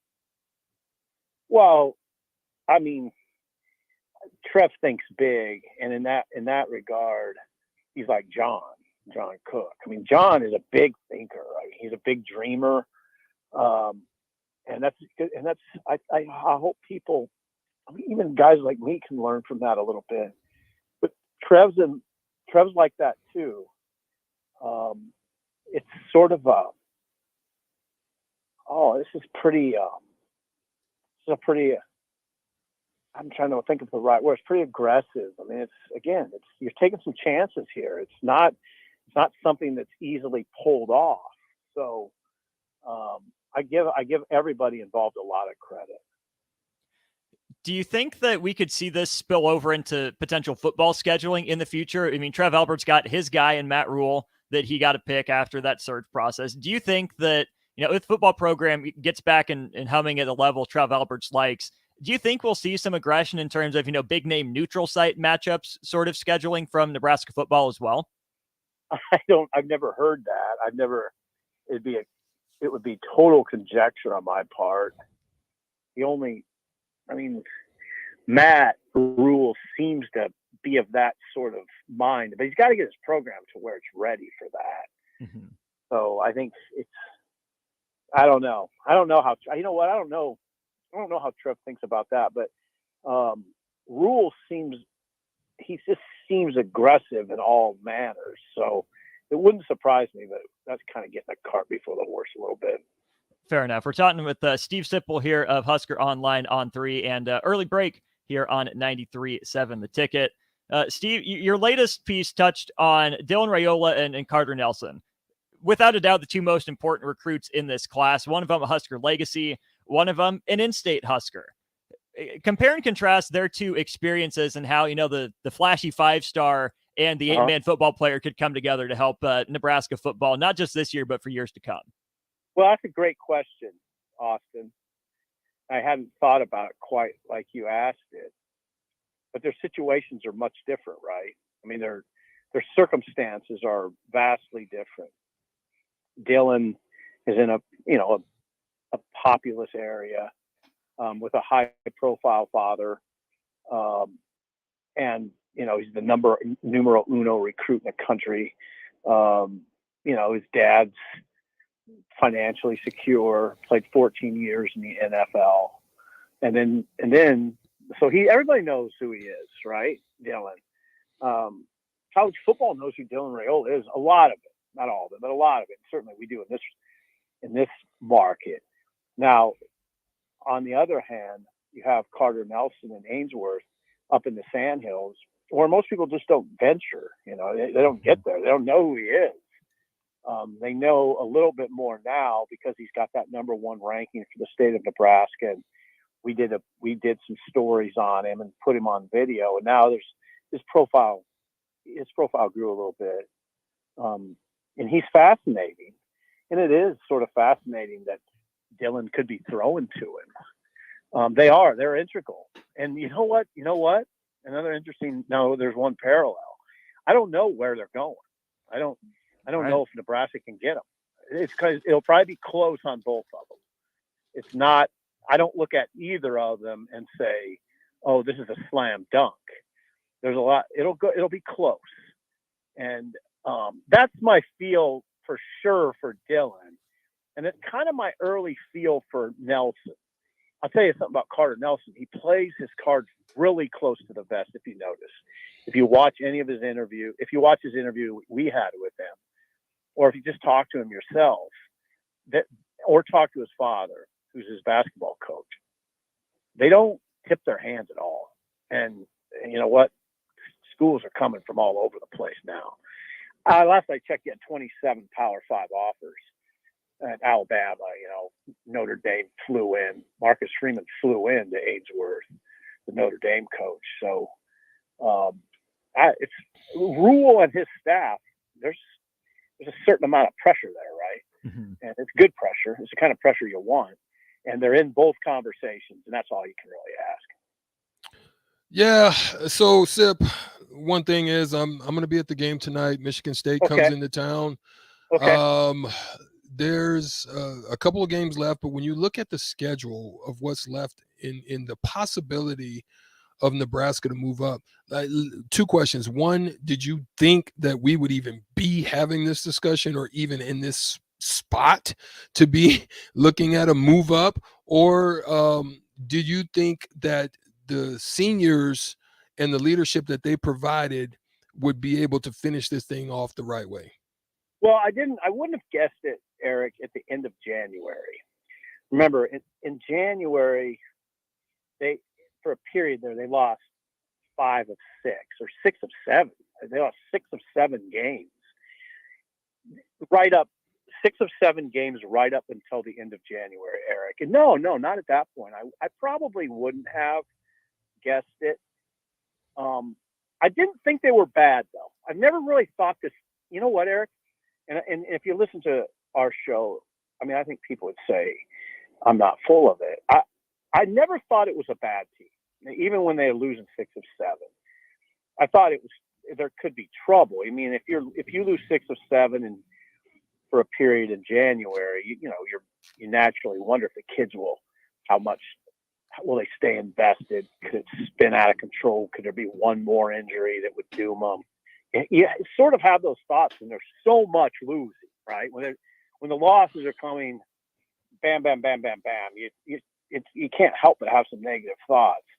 But they just did a tremendous job, and I'm glad you credit the kids. Fred deserves a lot of credit for sure. Fred is a good bench coach, and Fred has his team prepared all the time. Now in past they didn't execute. I don't think the plan's ever the problem with Fred. I don't think it has been. It certainly hasn't been this year. I think execution of his plan has been an issue. But now this team executes at a high level, mm-hmm. and they do execute the plan at a high level. The beauty about this team that you guys see, you talk about it a lot. Their chemistry is excellent. They've stayed healthy now with this group of guys. They had the tough injuries to Gary and Vandemel, but this group has stayed healthy, and I love them tonight to win. I do. I've said it on my show today. I like them to win by 7 or more. I just think they're scary right now. They have Tominaga. They have an inside and outside game going, but they also have Greasel that can do damage. Wiltshire is capable. He's a capable shooter. Struggles at times, but man, I've said it on your show before. I love his shot. I love the way it looks. And when he's on, it's really pretty. So yeah, they got some stuff here, and I like them. I like them. They're a scary team right now. Last one for you, Steve, before we let you go. It might not be the best win of the season for Nebraska, given that you beat Iowa by 16 and you also beat Creighton up in Omaha. But is it fair to say that a win over Michigan State tonight would be the most important win for Nebraska basketball this season? Yeah, I think when you're thinking about the postseason, right? Mm-hmm. I mean, you're really in good shape for the NIT if you win. And you know what? I don't know. It seems like people don't. They almost look at you like you're crazy if you start talking about the NCAA tournament. But if you beat Michigan State and go win at Iowa, then you've kind of set yourself up for a little bit of a run. And if you could get 3 wins at the Big 12, at the Big 10 tournament, I don't know. I mean, start looking at it. You're winning 9 of 10, 10 of 11. I mean, it gets you start putting yourself in that NCAA conversation at least. And I believe that they can do something like that. If they don't, it'll only be because they lose a couple close games. I just don't see a team right now having their way with this team. They're playing too well and they're too confident right now. I would have to agree, and I think I said something very similar. I say if you can win out, you can go down there and get to the semifinal, final, and look like good in doing it. I mean, you got some good quad ones and you know a lot of quad twos, and why not be in the discussion, right? Yeah, and you're really hot. I mean, they're going to look at that. If you win 9 of 10, 10 of 11, you can't. I mean, you can't ignore that team. Yeah. So yeah, I think it could get kind of silly. We like silly. We like fun. It's been enjoyable, and we'll be talking about it. You'll be writing about it. He's Steve Sipple. You hear him on Early Break with Sip and Jake every weekday morning here on 93.7 The Ticket. Check out his work at Husker Online, the On3 site for Nebraska. Steve, good as always to chat with you. Have a good rest of your day. Thank you, guys. Take care. Steve Sipple with us here, as he is on Tuesdays here on The Block. We'll step aside, come back with the crossover here on The Block. Jay's traveling, but DP's in the house. We'll get his thoughts on all sorts of stuff in the wide world of sports for the crossover to wrap up on The Block after this. Welcome to Lincoln State, Hoops fans. Rosie's Sports Bar and Grill at 10th and P is your go-to spot for the small town feel in the middle of Lincoln's downtown area.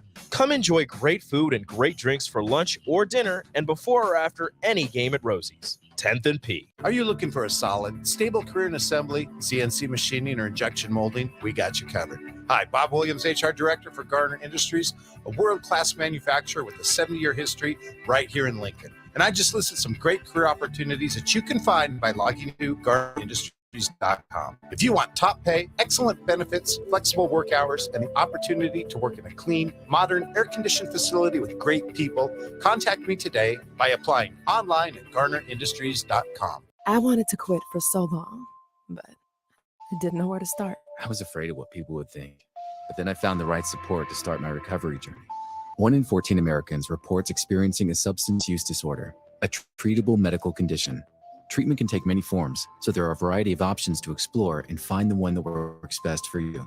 Recovery from drug addiction is possible. Paid for by the CDC. Sponsored by Nebraska DHHS. Aired with the Nebraska Broadcasters Association and this station. Hi, Sean Callahan here for Koppel Chevrolet GMC in Louisville. As we roll into the year, we continue to get plenty of new 2023 inventory and have a great selection of used vehicles. And if we don't have what you want, we can put a new vehicle order in for you. We also have 2.9% financing right now on select Chevy and GMC new models. So stop on in and make that short drive to Louisville or check us out online at koppelcars.com. You'll be glad you did. The Empire brand is growing with ESC fabrication and sandblasting. ESC is your place for custom handrails, industrial and commercial painting, and more. ESC provides custom welding for aluminum and stainless steel and media blasting of all sorts. ESC is great attention to detail. They stick to deadlines and keep within your budget. If you can dream it, they can make it. Contact ESC Fabrication and Sandblasting in Waverly today at 531-207-9329. Hey guys, this is Lindsay Teal from Nebraska Golf Team. Imagine golfing the best courses in the world. St. Andrews, Pebble Beach, Hills, the best. You can play those courses and more without ever leaving the city of Lincoln at Double Eagle Golf. Double Eagle has the city's best golf simulators, 5 high-quality bays that track ball speed, launch angle, club speed, spin rate, and more to give you the most accurate gameplay. Check it out for yourself year-round. Double Eagle Golf, just 5 minutes from downtown at the Connect Sports Complex West O Street. You know, feel worries of the world just slip away. Time slows down. Nothing but good times and good company. That's what you get with Mary Ellen's Food for the Soul. Mary Ellen's does food right, with a menu that includes smoked wings, pulled pork, brisket, catfish. And don't sleep on their sides, shrimp and grits, collard greens, baked beans. It's food that makes your heart happy. Mary Ellen's Food for the Soul, just east of 27th and Pineland. Let them fix you a plate. Hey there. Hi, honey. Uh-oh. Remember we told JE Credit Union how great their checking account and car loans are, the amazing service we get, and how we love being members? Yeah. Well, they took our advice. Jamie said how easy it was to move all their accounts and become members. Now they say they're banking with purpose at Liberty First Credit Union. Learn more about being a member at libertyfirstcu.com. Liberty First Credit Union. Banking with purpose. Member NCUA. Taylor Landscapes is actively preparing for spring. Things like getting new tree orders, getting equipment ready, to you the best we can. If you haven't already planned, perfect time to figure out a maintenance plan for your yard. We're on the brink of spring cleanups for all of our existing customers and have limited spots left. We trim trees and shrubs when needed and only mulch proper amounts. Give us a call today at 402-432-2572 to set up a meeting with one of our centers and get ready for Tailored Life's grand opening in Bennett. Why are some people more successful? Is it talent and determination, or did they recognize an opportunity? Discover a career that lets you help families reach their financial goals.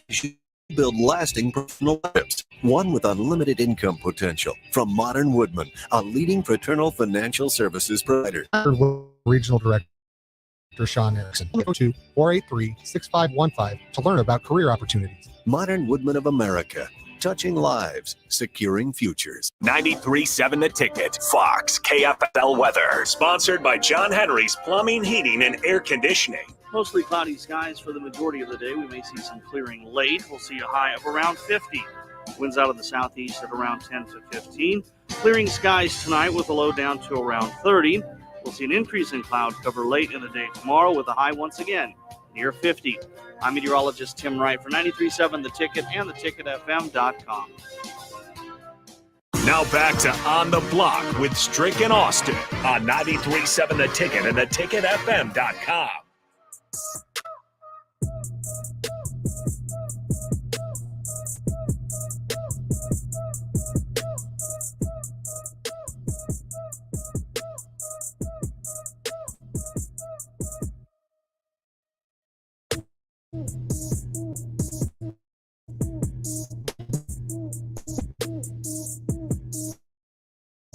Wrapping up on a Tuesday afternoon.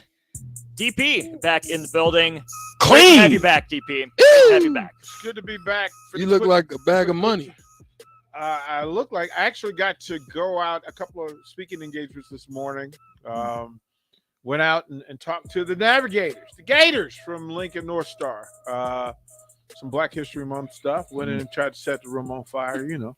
Nice. You look good. Get the young folks. I actually went jeans now instead of the Isn't that crazy, DP? Like I look back at this whole landscape, and I'm reminded of when they literally in our I don't know if it was in the collective bargaining agreement, but there was a thing where we literally had to come to the arena suited and booted. The Allen Iverson rule.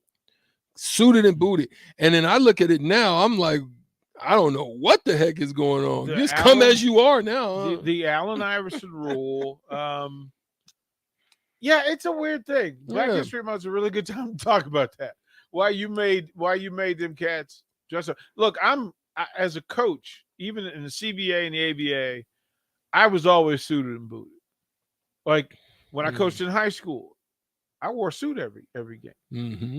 And matter of fact, you know, me and the coaches, we'd get together and pose, you know, before the game. It's like, wait a minute, you know, let me see these Stacey Adams you got on. Let me see what's going on. So I had no problem with dressing up or down. Yeah. But the mandatory thing, the reason why they did it was kind of not cool. Yeah. Changing the implied thuggishness of the NBA. You know, saying that, well, you know, white people are people buying tickets, so you need to dress like you're trying to impress white people. That's literally what was said. I was in Utah at the time, and it led to some really interesting, uncomfortable conversations. I listen. Allen Iverson was one of the most, I would say, how do you say it? Over misunderstood guys that I've ever seen. I mean, you know, so we used to get together and we would go to we would have chapel, and we'd go to and we would chop it up. And Bubba Chuck, man, he was really one of the most down to earth, cool brothers that I happened to run and bump shoulders with. And so I think it was a lot of, you know, there was a lot put on it. I mean, just because he had a big entourage, that's probably what put a lot on it. But John Thompson told him that people's perception is their reality, whether it's true.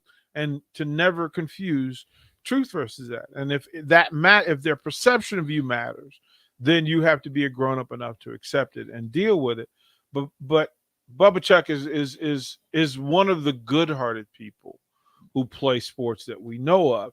But that whole incident down in Virginia, down in Hampton, being pushed from 2 games that he loved.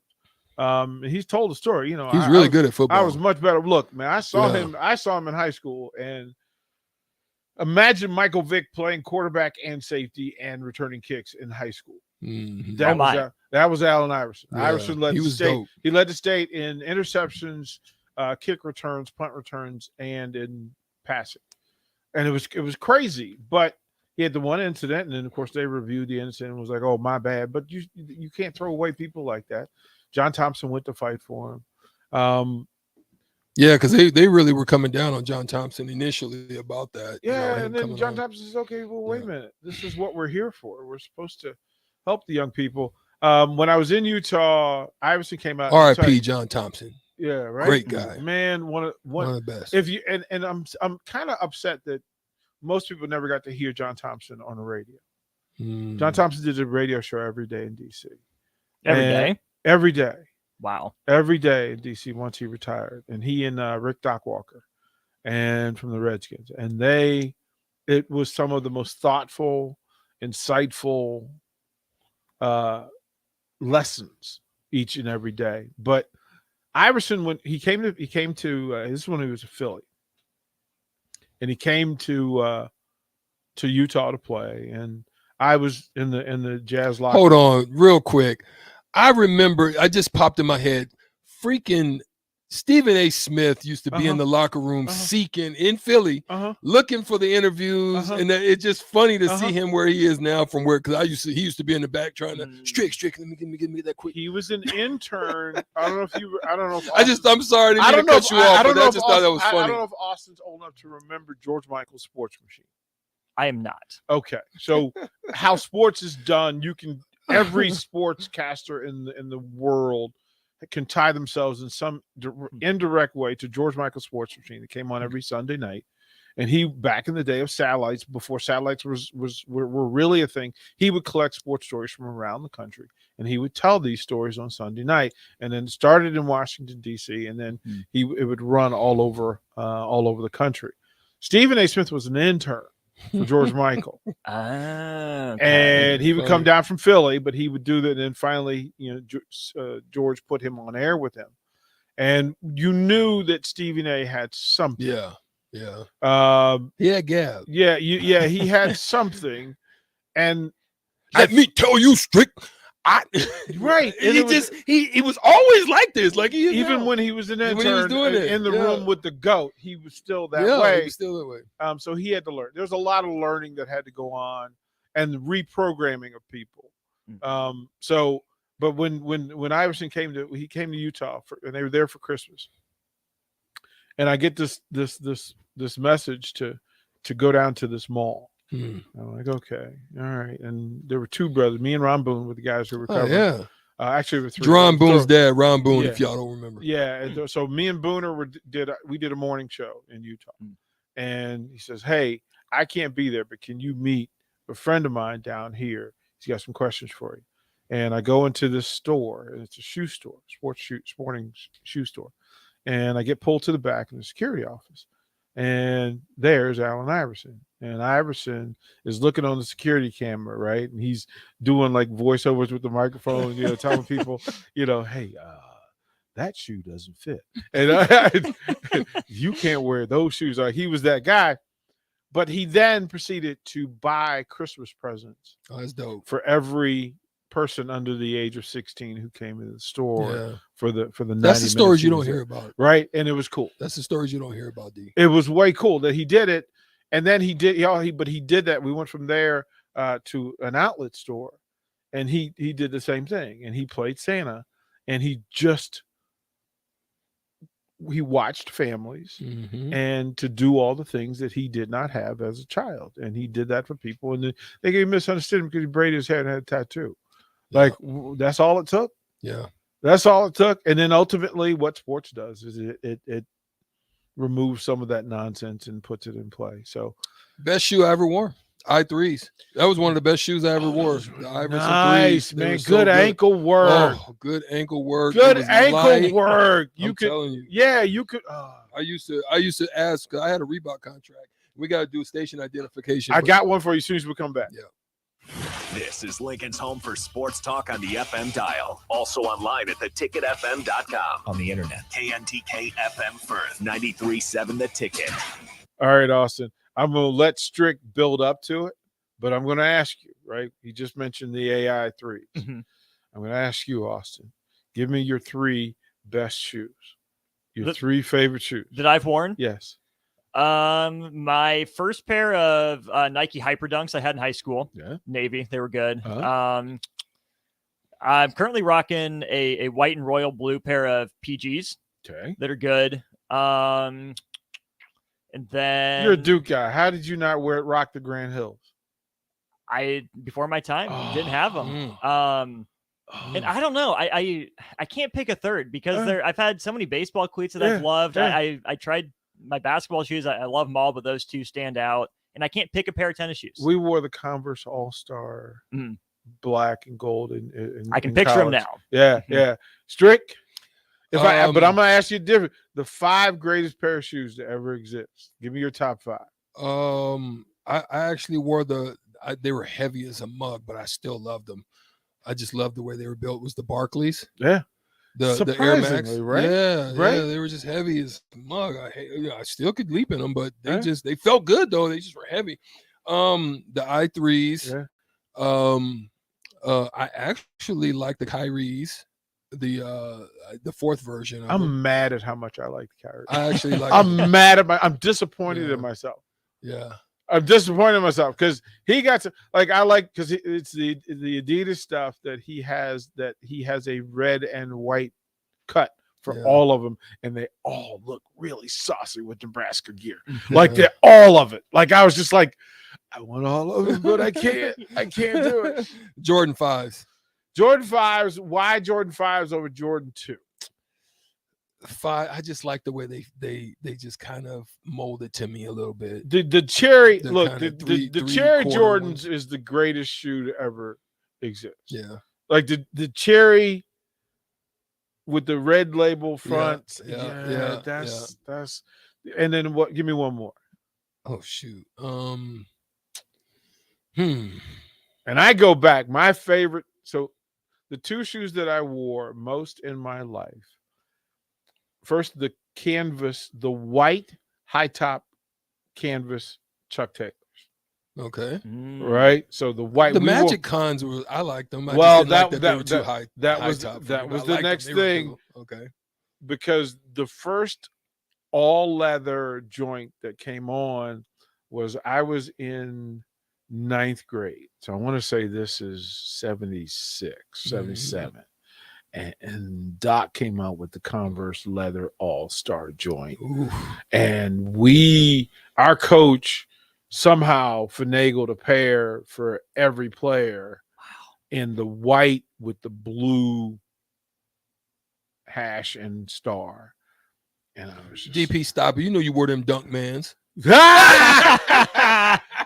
So I've had this discussion with people before. I had it with Tom when I was with Tom. But okay, so you know this. So we were poor. We were poor. Right. And to that point, we did the thing that you do when you poor and when you ghettofied, right? We had a store called an A&P. A&P. I remember that. Right? Grocery store, a little bit of everything. Kind of if you if Target was 60 years old, this is what this was. Gotcha. You didn't hit Piggly Wiggly? No, we didn't go to that. Was when we went down to my uncle's house down the country.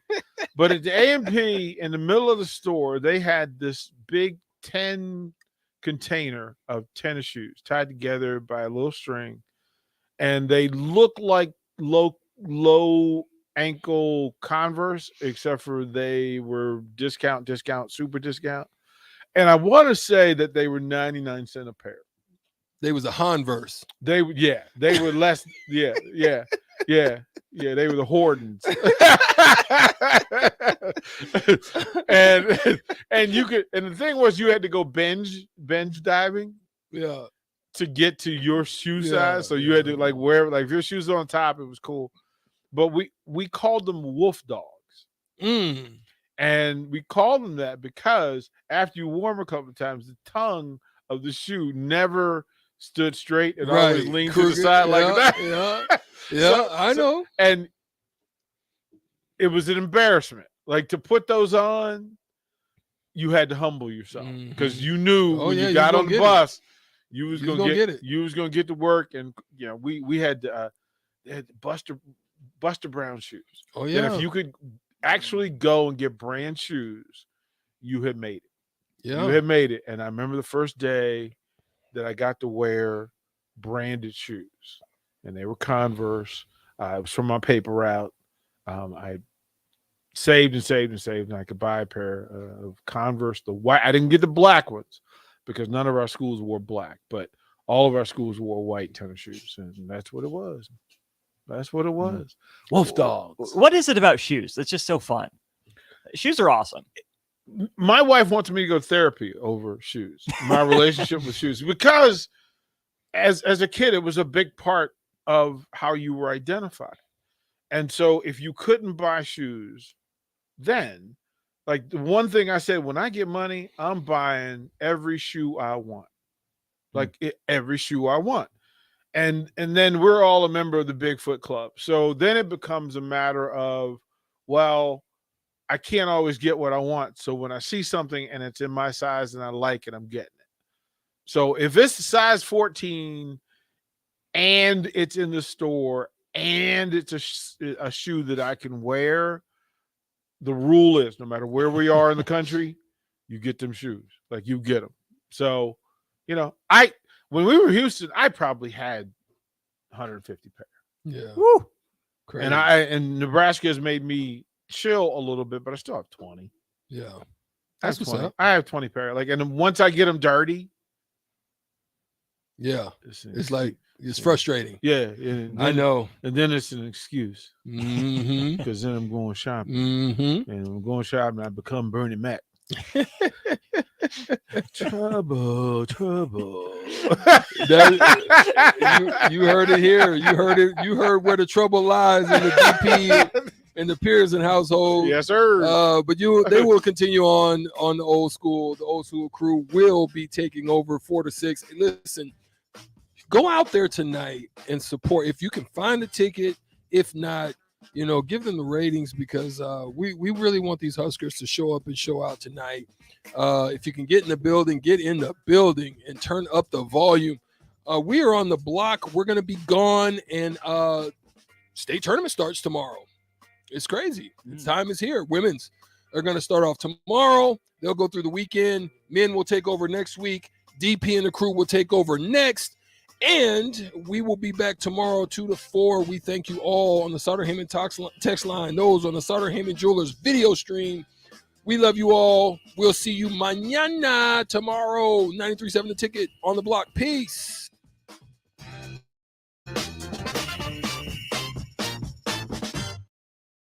Hey guys, this is Lindsay Teal from Nebraska Golf Team. Imagine golfing the best courses in the St. Andrews, Pebble, Southern Hills, the best of the best. You can play those courses in